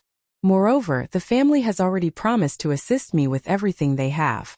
If they're not even willing to part with these items, how are we supposed to compete with the other participants? However, just Feng's 50,000 contribution points won't change anything, Zhuolinqiu said. I naturally know this. Feng is only one of the small sources for me to secure contribution points. At this point, Feng's eyes began glowing slightly. The old man has already met with the other corporations in the upper zone and made some promises to them. I believe he should have no problem securing 700,000 or 800,000 contribution points for me. Afterward, it'll depend on whether I can complete the Green God Company's bounty. So long as I succeed, I am certain I can enter the top 3. He was hell-bent on winning the contribution competition this time. Meanwhile, after Feng and Zhuolinqiu left the exchange center, Feng made his way to the item exchange counter. Compared to the contribution points counter, the item exchange counter had many more people lined up before it. After waiting in line for around 15 minutes, Feng exchanged for 5 phantom potions and 5 life potions, as well as 5 strengthening potions, which cost the same as the phantom potions and life potions. In the end, he spent a total of 75,000 trade points. In the outside world, that was already equivalent to 750 million credits. The strengthening potion was considered the least promising product in the upper zone because it had only one function: the strengthening of the user's physical fitness. However, residents in the upper zone would have their physical fitness automatically raised to a certain level, even without any training. If one combined this effect with daily exercise, they could elevate their physical fitness to astonishing levels. Hence, there was simply no need to spend 5,000 trade points to exchange for a strengthening potion. Nevertheless, Feng naturally believed it was better for him to raise his physical fitness as quickly as possible. After all, the stronger his physical fitness became, the easier it would be to improve his brain activity. Often, when Feng gained enlightenment and achieved a qualitative improvement in his techniques, he would find himself facing various problems stemming from his inadequate physical fitness. Had he been as fit as Feng during those times, he wouldn't have faced any problems at all. Hence, he felt that it wasn't a loss to spend 25,000 trade points for 5 strengthening potions. Not to mention, he could already be considered a wealthy person in the base layer. It's almost time to pick up Qingxue and Aqua.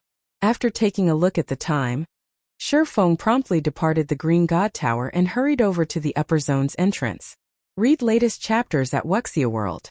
2 hours later, a levitating car stopped at a designated parking lot before the gigantic metal door serving as the upper zone's entrance.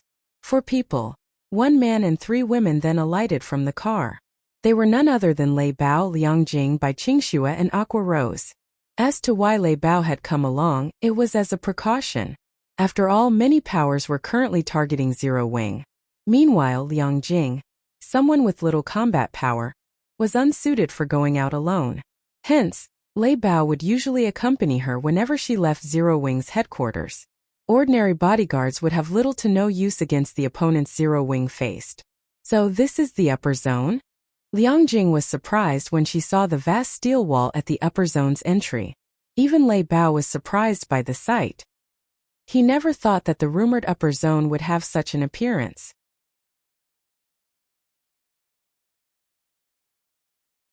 Chapter 2783 Era of Hegemony Upper Zone Entrance.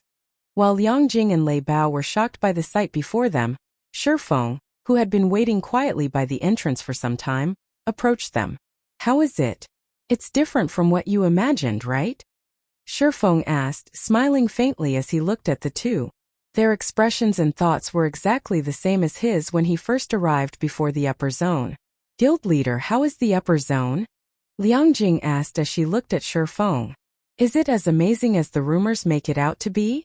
There were many rumors circulating in the outside world about the upper zones.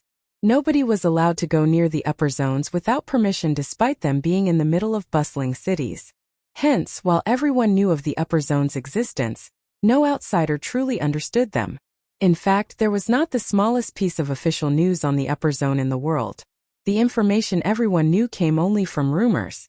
Lei Bao couldn't help pricking up his ears at Liang Jing's question. To him, the upper zone was a place he never even dared to dream of visiting. After all, even world champions in fighting couldn't visit it. It's amazing, Feng replied with a smile.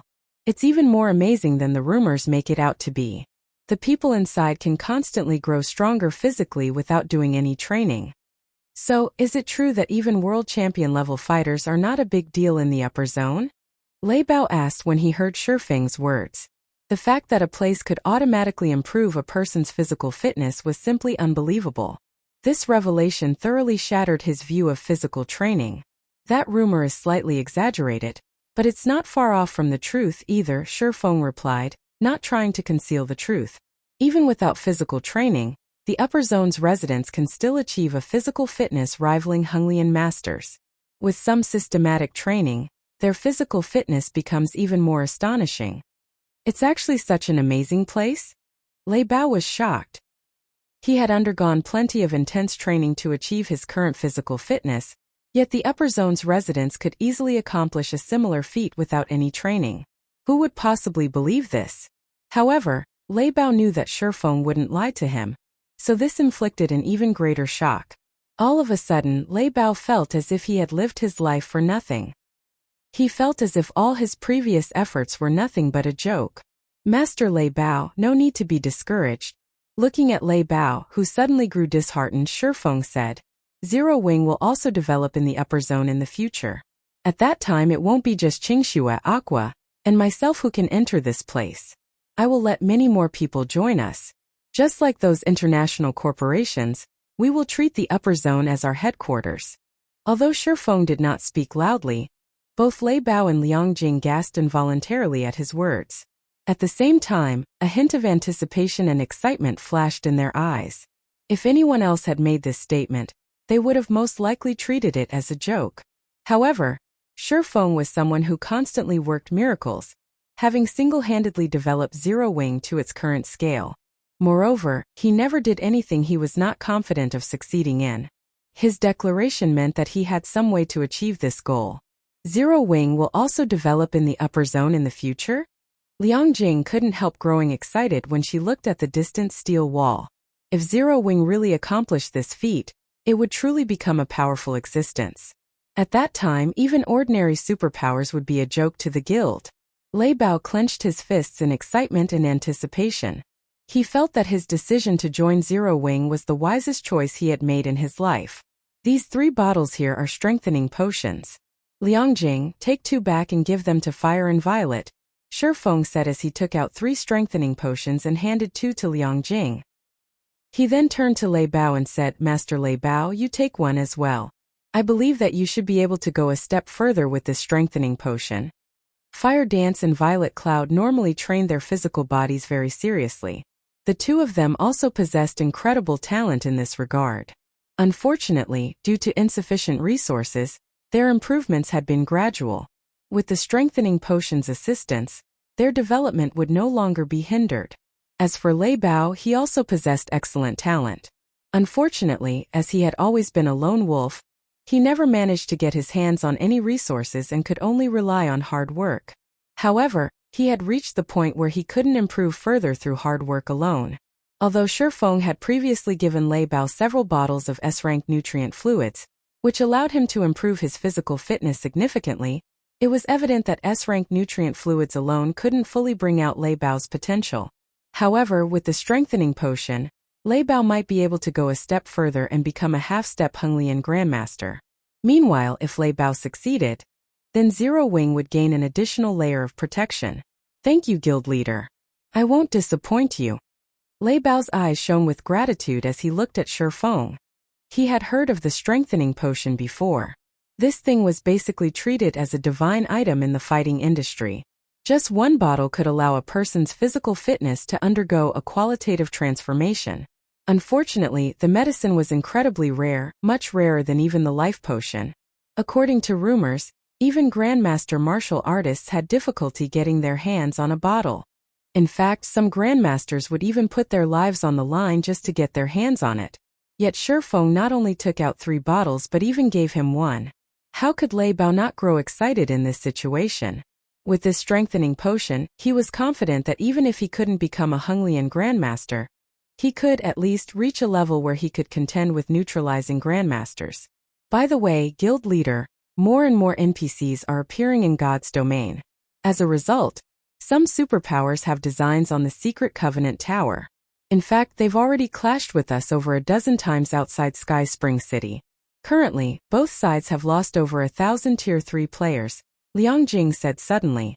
Fortunately, Vice Guild Leader Illusory Words and Vice Guild Leader Unyielding Heart returned in time to preside over the situation.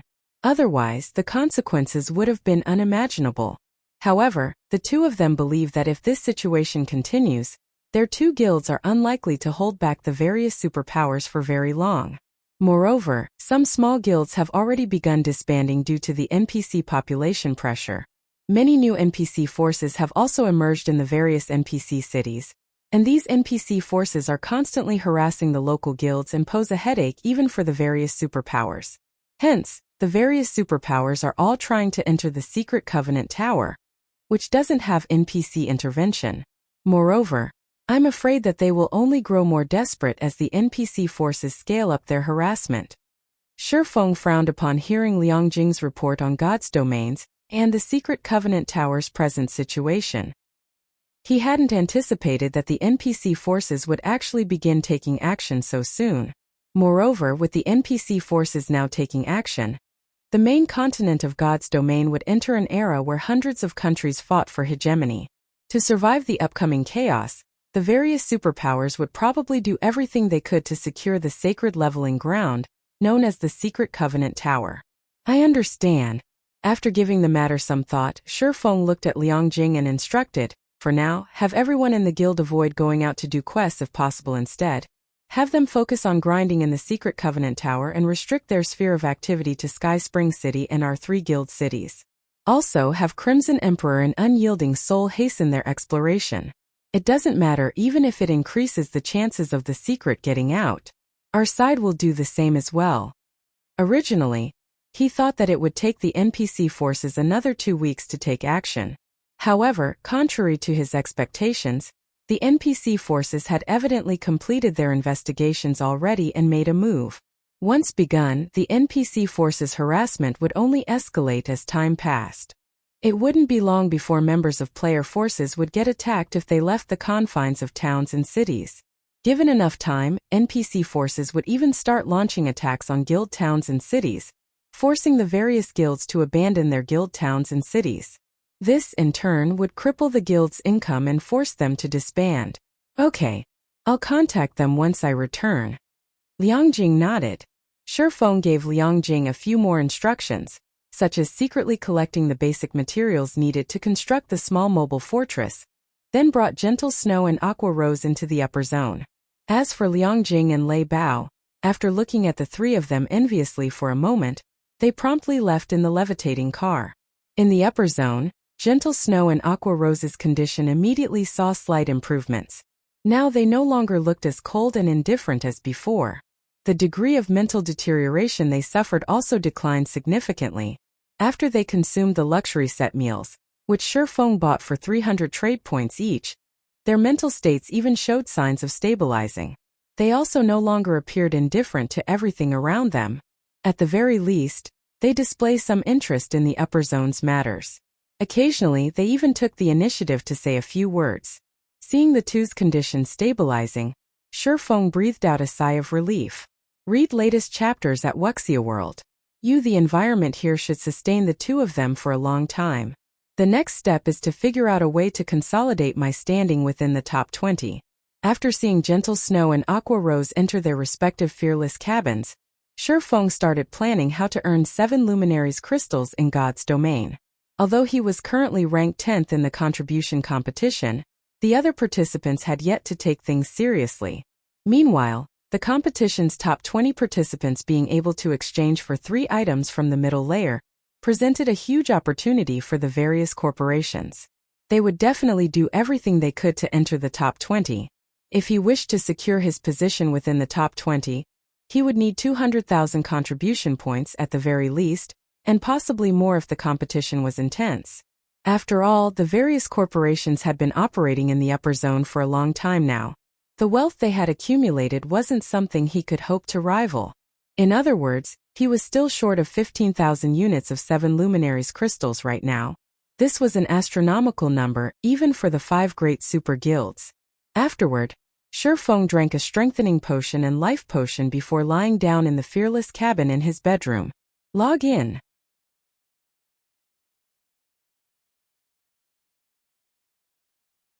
Chapter 2784 Tier 4 Upper Rank Anti-Magic Mountain Range Deep Valley.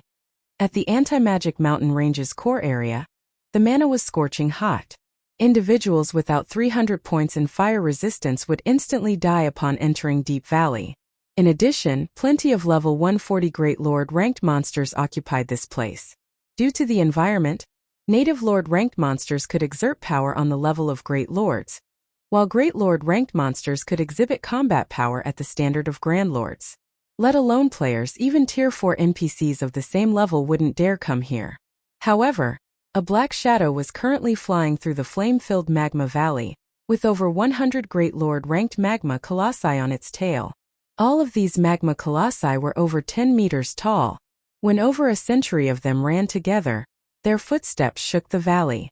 The commotion continuously attracted Lord-ranked monsters to join in the chase. Magma Colossus. Elemental creature. Great Lord. Level 140 HP 1,950,000,000. It seems this is the most I can attract in this area. After a glance at the Magma Colossi and Magma Golems chasing after him, Feng began chanting an incantation in midair. He had spent over a dozen minutes luring Magma Colossi. Despite his efforts, the group grew to just a little more than 100. Even the number of Lord-ranked magma golems only hovered around 3,000. When he tried luring more, some of the ones chasing after him would lose interest and return to their original locations. It was evident that the main god system did not want to allow Tier 4 players to slaughter these low-intellect elemental creatures freely. Hence, the system had granted them the instinct to remain in their respective territories. Meanwhile, as the magma colossi were about to get close enough to attack Feng, he completed the incantation for Flame Domain and released it. Originally, Flame Domain was only an AoE offensive spell. Its range and power weren't comparable to large-scale destruction spells. Even so, it still possessed incredible power. However, Feng's mana domain mana quality, and the environment here had buffed Flame Domain to the point where it rivaled Tier 4 large-scale destruction spells.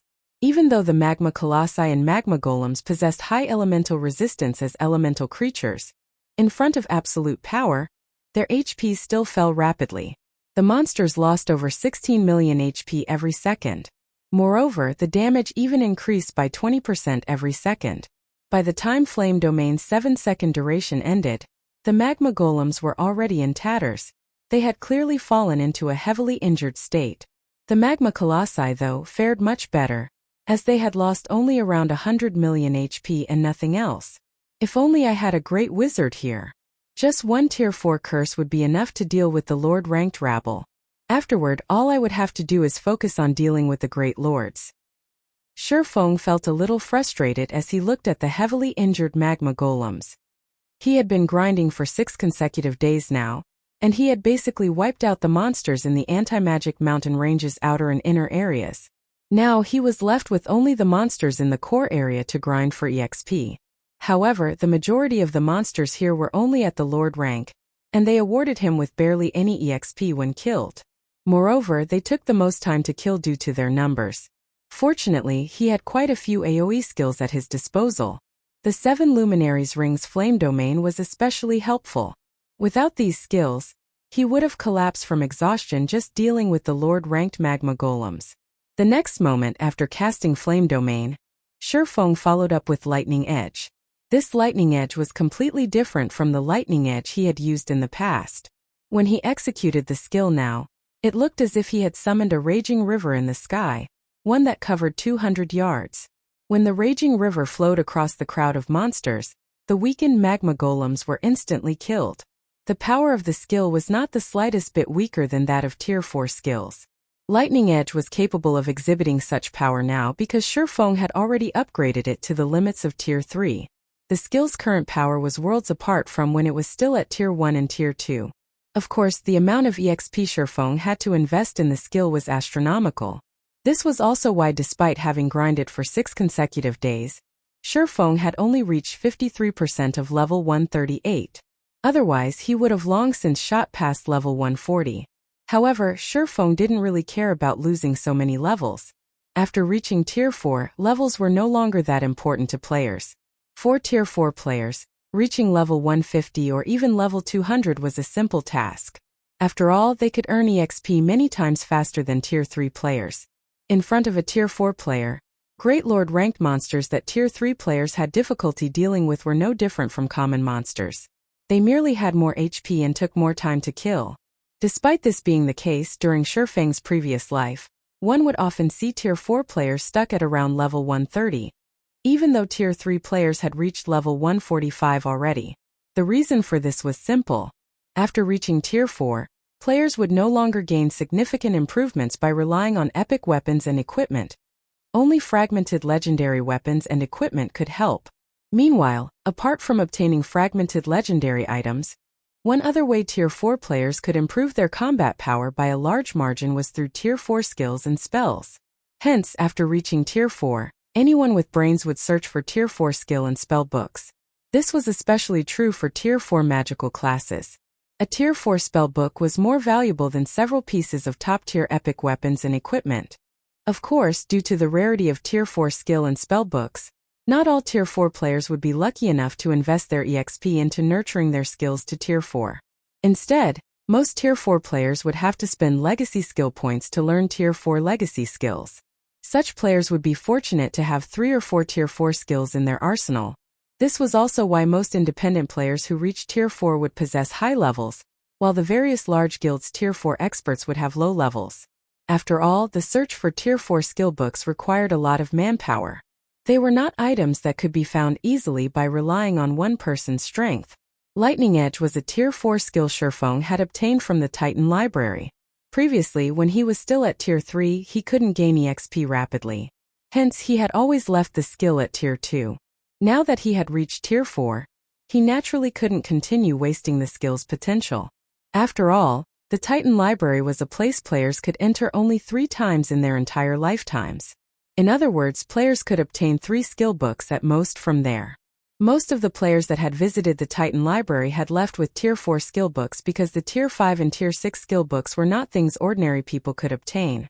Even now, Feng was not confident he could get his hands on a Tier 5 skill book. After all, the higher a player's tier was, the more challenging the trial they would face inside the Titan library. Back then, he had managed to reach the library's central area because he was only at Tier 2. If he had visited the Titan library when he was at Tier 3, he might not have reached the central area. Needless to say, now that he was at Tier 4, his chances of success were even lower. Hence, unless he spent his legacy skill points, he wouldn't be able to learn new Tier 4 skills for the foreseeable future. This fact remained true even though he was currently in the ancient god's domain. Even during the ancient era, Tier 4 skill books were not common goods. Following this, Feng spent around 20 minutes finishing off the remaining magma colossi. After he defeated all of the monsters chasing him, his experience bar had gone up from 53% to 66%. Unfortunately, while these monsters awarded a lot of EXP, it would be some time before they would respawn. Apart from the generous EXP, the core area's monsters also awarded much more lucrative loot. Just killing this group of monsters netted Feng over 500 fire-attributed magic crystals, 4,000 ordinary magic crystals, and plenty of epic materials. As for the rest of the items the monsters dropped, Feng simply chucked them into his bag without checking. After all, it would take him a lot of time to inspect and organize all of the loot. To earn as much EXP as possible, he decided to ignore the items for now and have other people help him inspect the loot after he returned. As he had to admit that the benefits of reaching Tier 4 and grinding in high-level maps ahead of others were truly wonderful, especially in the ancient god's domain. Not only did he not have to worry about competition, but he could also earn resources by the truckload. Since he started grinding in the anti-magic mountain range until now, he had collected over 350,000 standard magic crystals and 43,000 fire-attributed magic crystals. Subsequently, Feng continued clearing out close to half of the magma colossi in the core area. His level had finally reached level 139 as a result. This was a level that even the ancient era's Tier 3 experts wouldn't dream of reaching at this point. With this much EXP, I should be able to upgrade Lightning Edge to Tier 4. After looking at Lightning Edge's skill window, Feng promptly chose to upgrade it to Tier 4. Feng's level dropped from 139 to 136. The skill had instantly devoured 3 levels worth of EXP. What a gluttonous fellow. Thank goodness I leveled up to 139 beforehand. Otherwise, I wouldn't even be at the average level of Tier 4 players right now. Feng smiled bitterly as he looked at his own level. If he hadn't leveled up to level 139, Lightning Edge's upgrade would have taken at least 4 levels worth of EXP, dropping him to level 135 or lower. However, the benefits he gained were correspondingly massive. With Lightning Edge at Tier 4, the skill would finally blossom and reveal its true power. Lightning Edge. Action type. Tier 4 upper rank. When skill completion rate reaches 120%, the skill can exhibit power at the Tier 4 peak rank. Channeling time 0. 2 seconds deals 1,200% physical and 1,500% lightning damage in a cone in front of the user. Initial coverage range is 500 yards. Duration. 7 seconds cooldown. 10 minutes amazing. As expected of a Tier 4 skill from the Titan library, Feng was astonished when he read Lightning Edge's detailed introduction. It can already exhibit power at the Tier 4 upper rank standard even in its normal state. If I can execute it at 120% completion rate combined with the skill's range, it is practically comparable to a Tier 4 taboo skill. As a swordsman, Most of his skills were single-targeted, a huge limitation when fighting large numbers of monsters. However, Lightning Edge could now make up for this weakness. The only downside was the skill's relatively long cooldown. Even so, it would be more than enough to inflict heavy injuries on monsters and mythic bosses. Just as Feng was planning to continue grinding for levels, he suddenly received a message alert. Read latest chapters at Wuxia World. The sender of the message was Solitary 9, and the message's content was simple. Everyone has left their respective legacy lands already. That's quick of them. Feng smiled when he saw Solitary 9's message.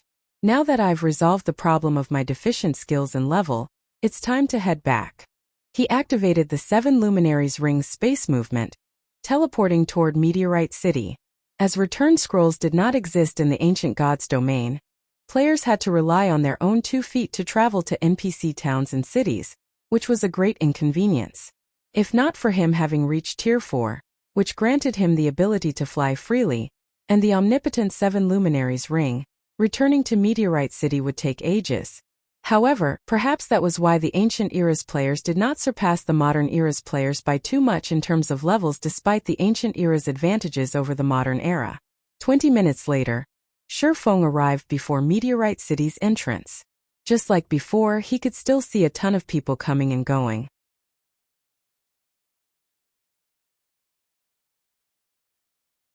Chapter 2785. Differences gradually emerge. Meteorite City, Main Street. As Feng walked through the city's main street, he noticed a visible change in the city's players. The number of Tier 3 experts roaming the main street was around 10% more than before. While this increase didn't seem significant, if one street saw a 10% increase to its Tier 3 traffic, then the other streets should have experienced a similar increase as well. In other words, Meteorite City as a whole had gained a 10% increase to its Tier 3 player population. In the case of Meteorite City, such an increase meant that the city had gained over 100,000 more Tier 3 experts, a number that probably exceeded even the total of the 5 great super guilds' Tier 3 experts. Aside from the Tier 3 player population, another evident change had also occurred to the city's atmosphere. To be precise, an atmosphere of tension and excitement now enveloped the city. Before Feng could start looking into the city's situation, though, he overheard a conversation between several Tier 3 experts in a nearby open-air bar. Crap! My application actually got rejected. I'm a level 131 Tier 3 ranger, for God's sake. Any other adventurer team or guild would be more than happy to welcome me with open arms. Skyflare is simply too arrogant. A tanned, robust youth snarled. A level 132 middle-aged man carrying a round shield shook his head and chuckled at the male youth's complaint. You're not the only one. The number of Tier 3 expert Skyflare is rejecting currently ranges between 700 to 1,000 daily. Less than 10% of those who apply at Skyflare actually get in. Moreover, Skyflare's recruitment criteria are growing stricter by the day. That's right. The present Skyflare is no longer the same as before. It already has 4 Tier 4 experts. Moreover, according to insider information, 2 of them managed to reach Tier 4 thanks to the Crystal of Souls and Soul Water. From what I heard, Skyflare still has plenty of Crystals of Souls and Soul Water, a level 131 Tier 3 assassin youth said, agreeing with the middle-aged man's words. I heard that one of those 2 newly promoted Tier 4 experts relied on only the Soul Water to get promoted, the middle-aged man added.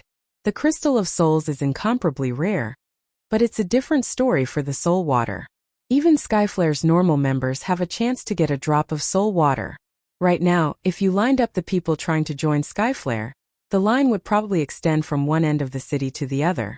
I also heard that news of this has reached the neighboring city's Tier 3 experts, and many of them are already making their way to Meteorite City. Once they arrive, the number of Skyflare's applicants will definitely skyrocket. If I'd known something like this would happen, I would have joined Skyflare long ago. Even if I can't get my hands on a Crystal of Souls, I would still be able to get a drop of Soul Water and maybe get promoted to Tier 4 and live a good life in the civilian area, the assassin youth sighed. The Skyflare Adventurer team had recently raised its recruitment standards. Now, even ordinary Tier 3 experts wouldn't be accepted. At the very least, one needed to be at the Half-Step Refinement Realm Standard or Truth Realm Standard to join. It seems Skyflare has recently developed quite a bit. When Feng overheard the Tier 3 players' conversation, he didn't feel particularly surprised. After all, the Skyflare adventurer team possessed a bunch of peak experts. In addition, unlike the modern era's experts, the ancient era's experts had long since regarded God's domain as their everything. The combat standards of the players here were far superior to those of the modern era's players. If not for the ancient God's domain lacking means of restoring one's concentration, there would have been many more Tier 4 players roaming the world. After all, the ancient era's players had a massive advantage when it came to getting promoted to Tier 4. Afterward, Feng eavesdropped on a few more conversations about Skyflare's and Meteorite City's current state. From what he heard, he understood that Skyflare was preparing to expand its influence to other NPC main cities, and it was recruiting the necessary manpower to do so. Once it had enough Tier 3 experts, it would most likely make a beeline for the neighboring main cities. As for the local player forces of those main cities, they would probably have difficulty stopping Skyflare's encroachment. This was welcome news for Feng. After all, the stronger Skyflare became, the easier obtaining all sorts of resources would be. After listening in on a few more conversations and finding no more useful information, Feng went to the Silver Hotel. Silver Hotel, high-end room.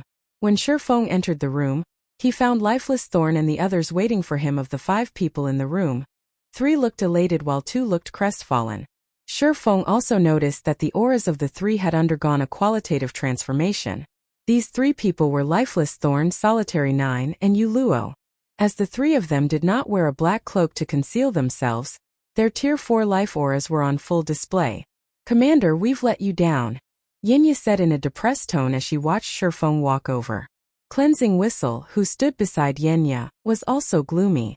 It was evident she felt frustrated over her failure to get promoted to Tier 4. No need to be discouraged. Getting promoted to Tier 4 has never been easy. Even peak experts have a high chance of failure, let alone your present selves, Feng said in consolation. Moreover, now that you know where you're lacking, you can spend this time thinking of ways to address your flaws. I believe it won't be long before you too reach Tier 4 as well. Feng didn't feel particularly surprised by Yinya and Cleansing Whistle's failure. In fact, he wouldn't even have found it strange if Lifeless Thorn and Solitary 9 had failed. After all, the Tier 4 promotion quest truly was a difficult hurdle to cross, one players couldn't overcome just by relying on combat standards. It required players to comprehend Tier 4 skills and spells under time constraints. However, there was a massive difference between Tier 3 and Tier 4 skills. Learning a Tier 4 skill to 80% completion rate within a limited period was an incredibly difficult feat. In fact, a large part of the reason why Feng had managed to complete his own promotion quest was his extensive experience, having undergone it several times before. In comparison, Yinya and Cleansing Whistle did not have such experience. Hence, their failure was very normal. According to past statistics, 99% of the various superpowers core members failed their Tier 4 promotion quest when they challenged it for the first time. Most never reached Tier 4. Those capable of reaching Tier 4 had normally experienced 2 or 3 failures before succeeding, with some even having suffered 5 or 6 failures. Hence, Tier 4 could be considered an invisible barrier that thoroughly distinguished players from each other. It was also because of this invisible barrier that an insurmountable gap had formed between the various superpowers and ordinary powers. Upon hearing Feng's words, Yuluo nodded subconsciously in agreement, as she had very nearly failed her promotion quest this time. Were it not for the Soul Water's help, she definitely wouldn't have finished learning her Tier 4 spell within the allotted time. "Guild leader, can Whistle and I remain here then?" Yinya asked Feng. Unlike the modern God's domain, players here were not required to search for their legacy land when challenging their Tier 4 promotion quest. They could attempt their promotion so long as they paid the necessary magic crystals. The only problem was that players who failed their promotion quest had to wait 20 natural days before they could challenge it again. This, Feng was at a loss as to how to answer Yinya. "I can't say for certain. I don't mind letting you challenge your promotion quests again 20 days later. However, I honestly don't know whether you can remain here for such a long period." The old man did not say how long they could stay in the ancient god's domain. They also didn't know what would hasten their departure from the ancient era. Of course, they weren't completely without options for leaving. Previously, the old man had said that if they drew the attention of the world of God's domain, they would be repatriated to the modern era. In other words, so long as they did something to make the world notice them, they would quickly be banished. One possibility Feng could think of was raiding the Tier 4 infant dragon themselves, without Angelica Teresa's help. Angelica Teresa was a historical figure in the modern God's domain. If the miracle of her slaying a Tier 4 infant dragon disappeared, the world of God's domain would most likely notice them. If even that didn't work, they could just cause a ruckus in the ancient era, such as killing important NPCs and affecting God's domain's history. The world would definitely notice them then. However, Feng didn't know when they could return to the ancient era again in that case. He also didn't know what kind of effects their actions would have on the world. Is that so? Yinya and Cleansing Whistle couldn't help feeling helpless when they heard Feng's answer. If they returned to the modern God's domain, reaching Tier 4 would become many times more difficult. After all, the task of searching for their Tier 4 legacy land was incredibly challenging afterward. Lifeless Thorn, Solitary 9, and Yuluo shared their experiences learning their respective Tier 4 skills and spells with Yinya and Cleansing Whistle. At the same time, the three of them also sought guidance from Feng regarding the combat methods of Tier 4 players. They were especially keen to learn how to utilize environmental mana in combat. After reaching Tier 4, they finally understood just how massive the gap between Tier 3 and Tier 4 classes was. Particularly, the way they controlled mana was completely different. As the first among them to reach Tier 4, Feng naturally had a better understanding in this regard. After Feng taught Lifeless Thorn's group for half an hour, Skyflare's commander, Lionheart, suddenly contacted him. In the ancient God's domain, if two players were too far away from each other, video calls between them would be impossible. At most, they could only exchange messages. The transmission of messages wasn't instantaneous either. Depending on the distance, the transmission times would also vary. In the aspect of communication, the ancient God's domain was far inferior to the modern God's domain. However, it was this inferiority that made the ancient era feel more like a real world. "Brother Black Flame, you're finally back," Lionheart said, a hearty look appearing on his face when he saw Feng. "May I know when we can meet up?" "We can meet up now. I've already dealt with the matters on my side," Feng replied, smiling. "It just so happens that I need to discuss the previous matter with you." From Lionheart's expression, Feng could tell that the crystals of souls and soul water were of significant help to the Skyflare adventurer team. Otherwise, Lionheart wouldn't have contacted him as soon as he returned. Read latest chapters at Wuxia World. "You okay? Let's meet in the Skyflare Hotel. I've already prepared everything on my side," Lionheart said, smiling. "I also have a big surprise prepared for you, Brother Black Flame." "No problem. I'll head over now." Feng nodded. He then disconnected the call and turned to Lifeless Thorn and the others. "The three of you should get ready. We'll be heading to the Skyflare Hotel in a moment, and we might begin the operation right away." In response, Lifeless Thorn, Solitary 9, and Yuluo nodded without hesitation. They understood that they were what Feng had been waiting for all this time. Now that they had completed their promotion quests, it was indeed time to take action. As for Yinya and Cleansing Whistle, Feng decided to let the two of them remain in Meteorite City in the hopes that they could avoid the world's detection and challenge their Tier 4 promotion quests again 20 days later. Shortly afterward, Feng's four left the Silver Hotel and made their way to the Skyflare Hotel.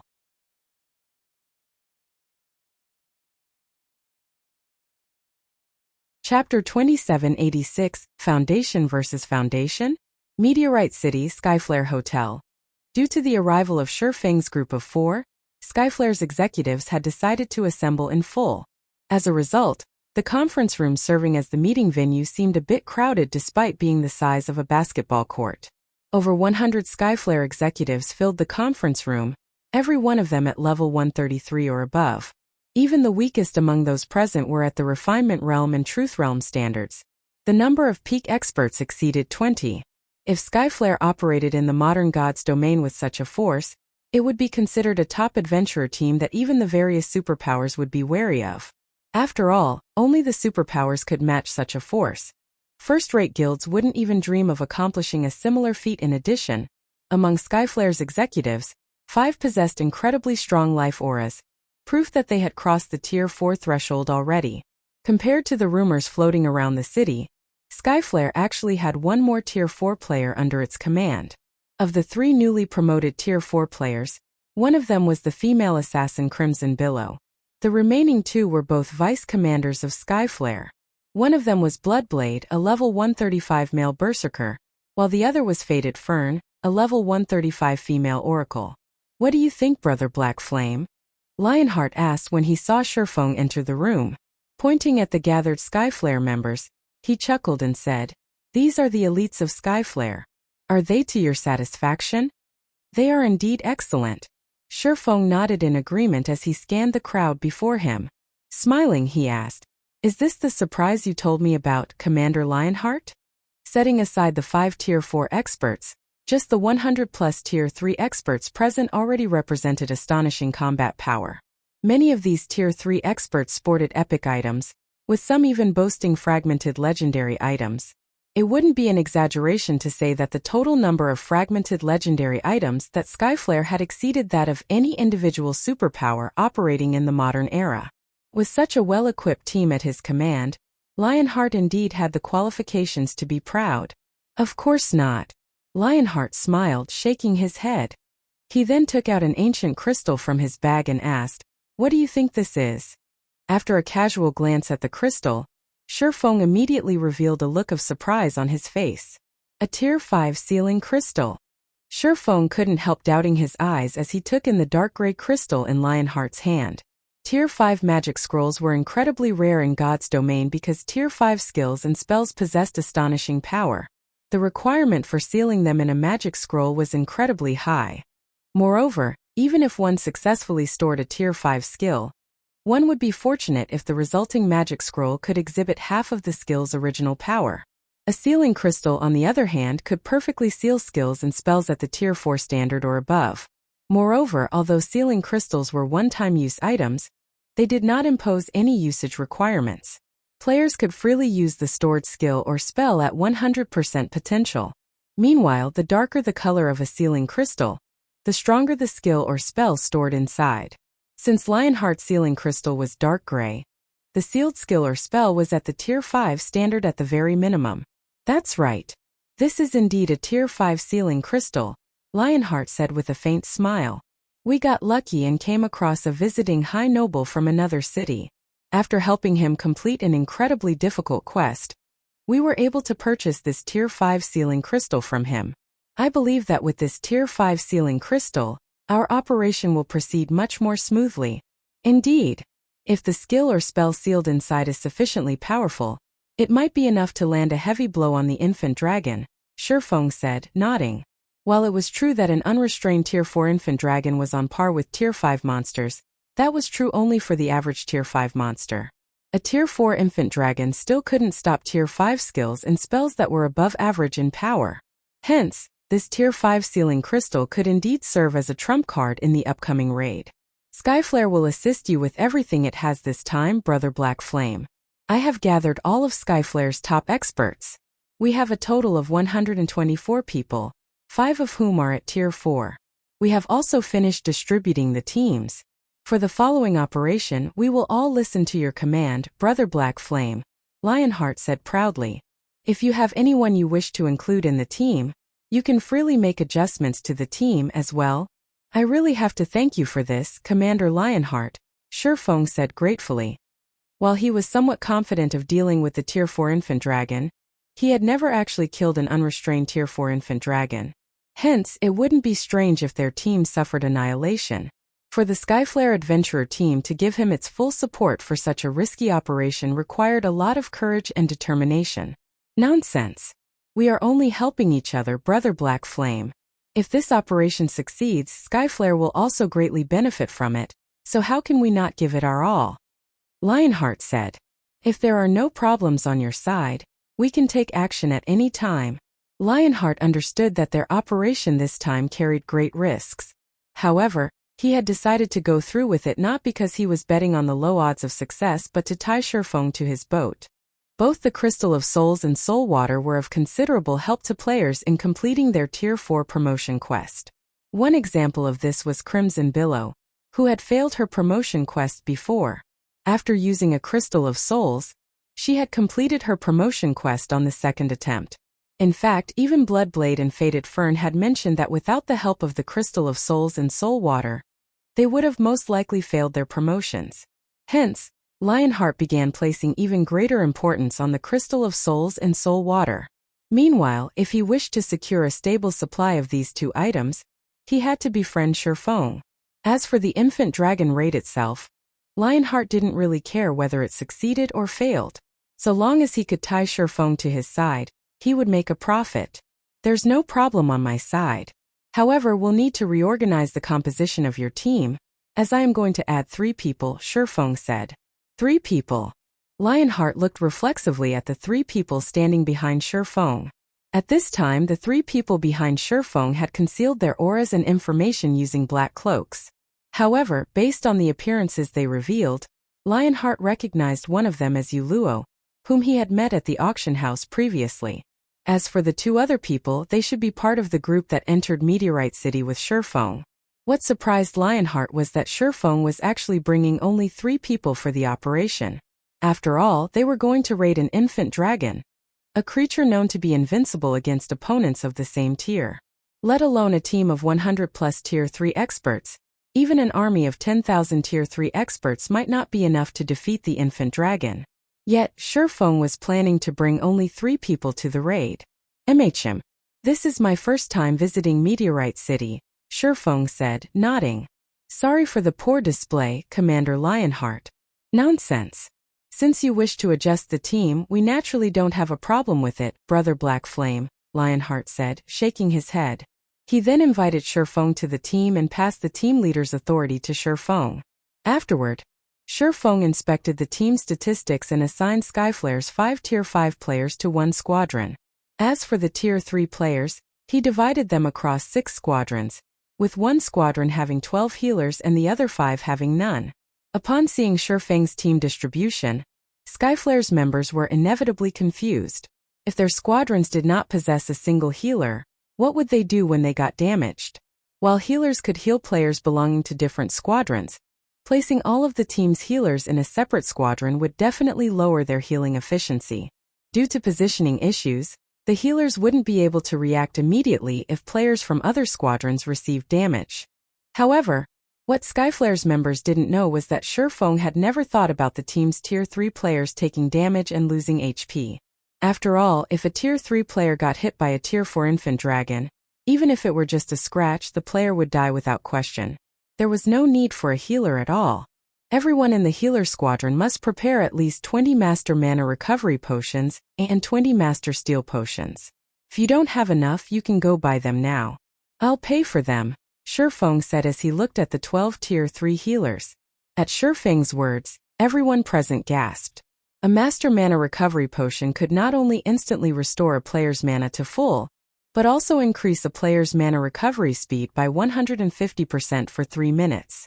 With 20 Master Mana Recovery Potions, a healer could last through a battle involving hundreds of thousands of players. A Master Steel Potion was even more extraordinary. At this stage of the game, it was considered a divine life-saving potion. When players consumed the potion, not only would their defense increase by 300%, but their maximum HP would also increase by 1000%. Although the potion only had a 15-second duration, its cooldown was only 60 seconds. If every healer carried 20 Master Steel Potions with them, they would practically be immortal healers, so long as their potion stock lasted. Oh, I almost forgot. Every healer must also carry at least 5 magic scrolls holding Tier 3 defensive curses. It would be even better if you have a Tier 4 defensive magic scroll, Feng added. Lionheart felt a little awkward when he heard Feng's words. Brother Black Flame, I don't think there are even 20 or 30 magic scrolls holding Tier 3 defensive curses. I'm afraid it'll be impossible to supply every healer with 5. Is that so? After giving the matter some thought, Feng said, if that's the case, have everyone bring at least 1. Afterward, Feng spent the next half an hour reorganizing and re-outfitting the team until he was satisfied. This should be enough. Looking at the items the team members carried, Feng nodded and said, next we can start making our way over to the dragon. Okay, Lionheart revealed a bright smile when he heard Feng's words. He then turned to Wind Chaser and said, Chaser, go make the necessary preparations quickly. Understood. Wind Chaser nodded, aware of Lionheart's intentions. Their purpose in assisting Feng this time wasn't to raid the Tier 4 infant dragon, but to rope him to their side, as well as show him the power of the Skyflare adventurer team. Preparations? Aren't we setting off right away? Feng asked strangely. Brother Black Flame, you might not be aware of this, but that infant dragon's location is far from Meteorite City. Even if we travel on mounts, it'll take us around 3 days to arrive, Lionheart said. Hence, for the sake of this operation, I contacted the city's high nobles a few days ago to borrow some flying mounts from them. You'll rent flying mounts? Feng was a little surprised. He never thought that Lionheart would help him to such an extent. B/BB/me/B, the Ghostfire Hills where the infant dragon had its lair was indeed distant. Even the shortest route there would require them to cross nearly 30 leveling maps, including some level 140 to level 150 maps along the way. Hence, reaching the infant dragon wouldn't be an easy task. In addition, flying mounts were exceedingly rare in the ancient god's domain, for some reason. They were so rare that no player in Meteorite City had gotten their hands on a flying mount even now. Hence, players who wished to travel across long distances quickly would have to rent flying mounts from the city's high nobles. However, to do so, one would first have to raise their favorability with a high noble to the level of respect. Meanwhile, in Meteorite City, the players eligible to rent a flying mount numbered no more than 10. Moreover, the rental cost was a whopping 5,000 magic crystals per day. Most importantly, players could rent flying mounts only 10 times per month at most. Hence, the city's player forces would normally choose to rent flying mounts only for urgent matters. With so many people participating in the operation this time, Skyflare would have to rent at least 7 flying mounts. In other words, Skyflare would use up 7 of its monthly rental opportunities. That's right. With the flying mounts, we'll need only half a day to reach the Ghostfire Hills, Lionheart said delightedly. Read latest chapters at Wuxia World. You and the entire Meteorite City. He was most likely the only person who would dare make such a generous move. However, Feng shook his head in response and said calmly, there's no need to rent flying mounts from those high nobles. You'll be wasting your rental opportunities. We can just fly there right away. Fly there right away? Lionheart parroted Feng's words in confusion. Feng nodded. Smiling, he said, I have a flying tool so we can fly there right away. There's no need for you to trouble yourself. After saying so, Feng led Lionheart and the others to the Skyflare Hotel's rooftop. Skyflare's bewildered members followed after Feng, trying to figure out what kind of means Feng had that could fly their whole team to the Ghostfire Hills. After all, their team had over 120 people. It would take 7 flying mounts just to transport their whole team simultaneously. However, as Skyflare's executives were whispering among themselves, Feng opened the lid of a pouch hanging at his waist. The next moment, a metallic behemoth over 100 meters in length emerged from the pouch, thoroughly blocking out the sky above everyone.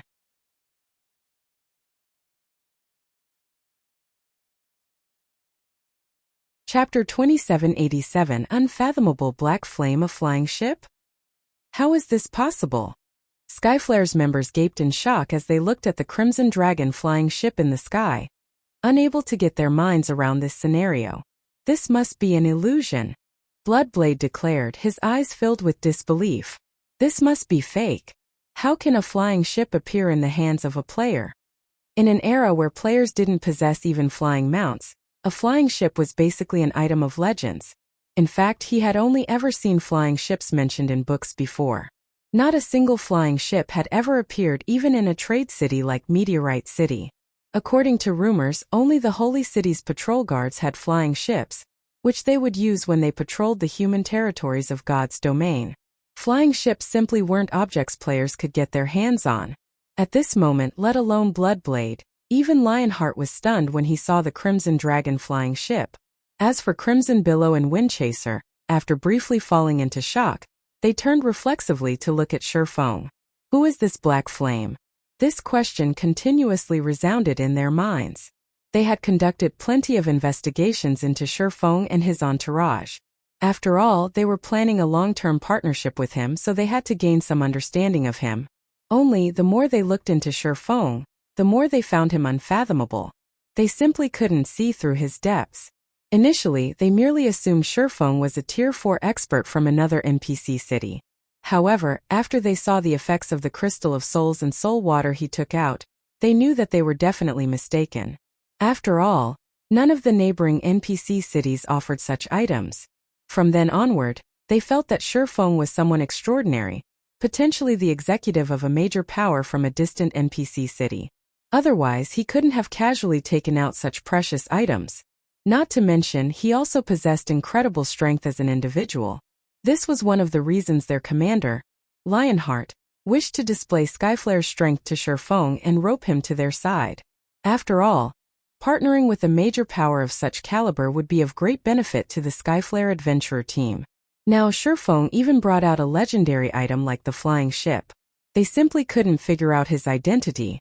At this point, the Skyflare adventurer team practically had exclusive ownership of Meteorite City already. Although Skyflare still wasn't comparable to large guilds that occupied several cities, it could already be considered an overlord in God's domain. Even if Skyflare was still inferior to the various top guilds, the distance between them definitely wasn't that massive. When Yuluo saw the reactions of Skyflare's members, she wasn't particularly surprised. After all, back when Feng first revealed the Crimson Dragon flying ship in the modern God's domain, he had similarly shocked the entire world. "Alright, let's head up," Feng said before nonchalantly jumping onto the flying ship. The Crimson Dragon flying ship was an advanced flying ship capable of carrying up to 130 people, just enough to accommodate everyone present. At Feng's words, Skyflare's members promptly snapped out of their daze. They then silently boarded the Crimson Dragon flying ship while doing their best to suppress the excitement and shock in their hearts, afraid of appearing like provincials to Feng's group. Despite their best efforts, their suppressed emotions instantly exploded as soon as they arrived on the flying ship's deck. After all, the feeling of overlooking Meteorite City, while standing aboard the Crimson Dragon flying ship was simply wonderful. Just the fact that the Crimson Dragon flying ship was parked in the air above Meteorite City instantly made it the most eye-catching existence in the city.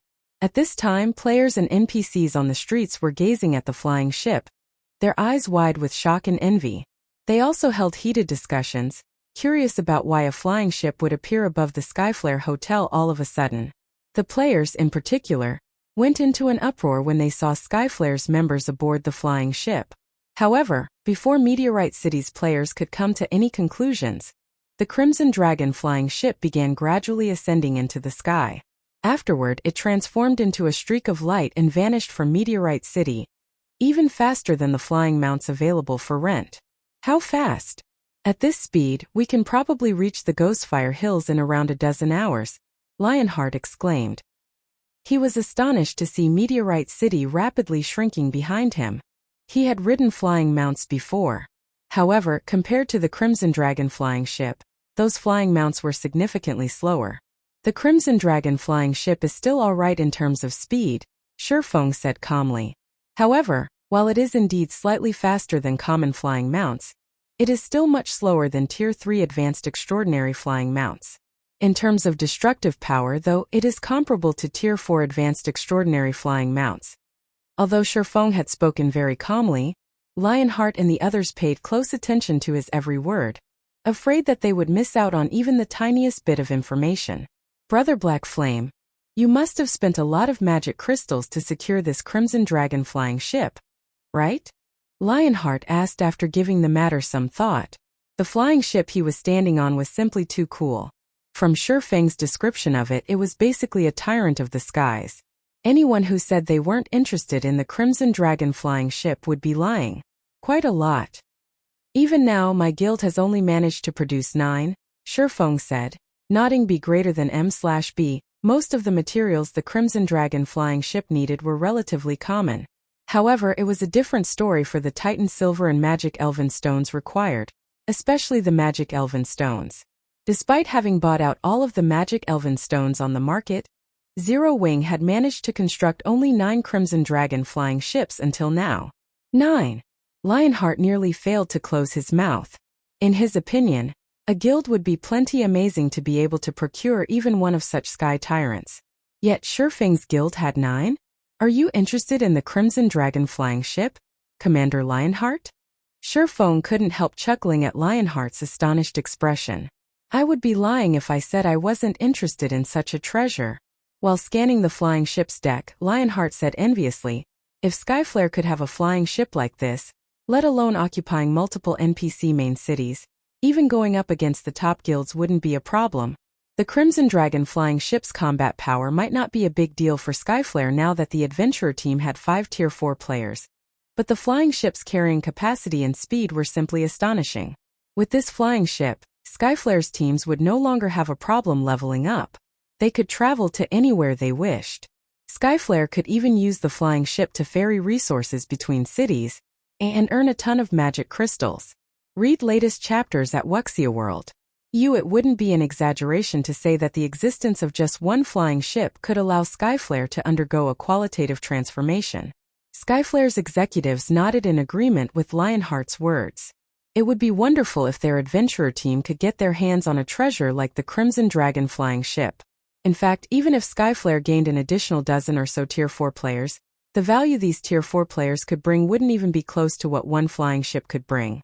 A faint smile appeared on Feng's face as he said, Commander Lionheart, since you are so interested in the Crimson Dragon flying ship, I can sell one to the Skyflare adventurer team. The instant Feng finished speaking, every one of Skyflare's members turned to him involuntarily. Feng's words were a siren song. They couldn't help getting ensnared. Lionheart's breathing also quickened at Feng's words as he sought confirmation. Brother Black Flame, is what you said true? Of course, but it won't be cheap, Feng said, nodding. In reality, part of the reason he had taken the Crimson Dragon flying ship out was to display it to Skyflare's members and lure the adventurer team into buying it. As soon as Feng finished speaking, Lionheart answered with no hesitation whatsoever. Brother Black Flame, please state your price. So long as you are willing to sell this Crimson Dragon flying ship, Skyflare will do everything it can to buy it. You're tuning in to the Li Mei's Sword of Destiny YouTube channel. We're so grateful for your support, and don't forget to subscribe to join us on this incredible journey through captivating stories. Your generosity through donations truly makes a world of difference, as it's the primary source of revenue that allows me to expand and enhance this channel for you. Thank you from the bottom of my heart for being a part of this adventure.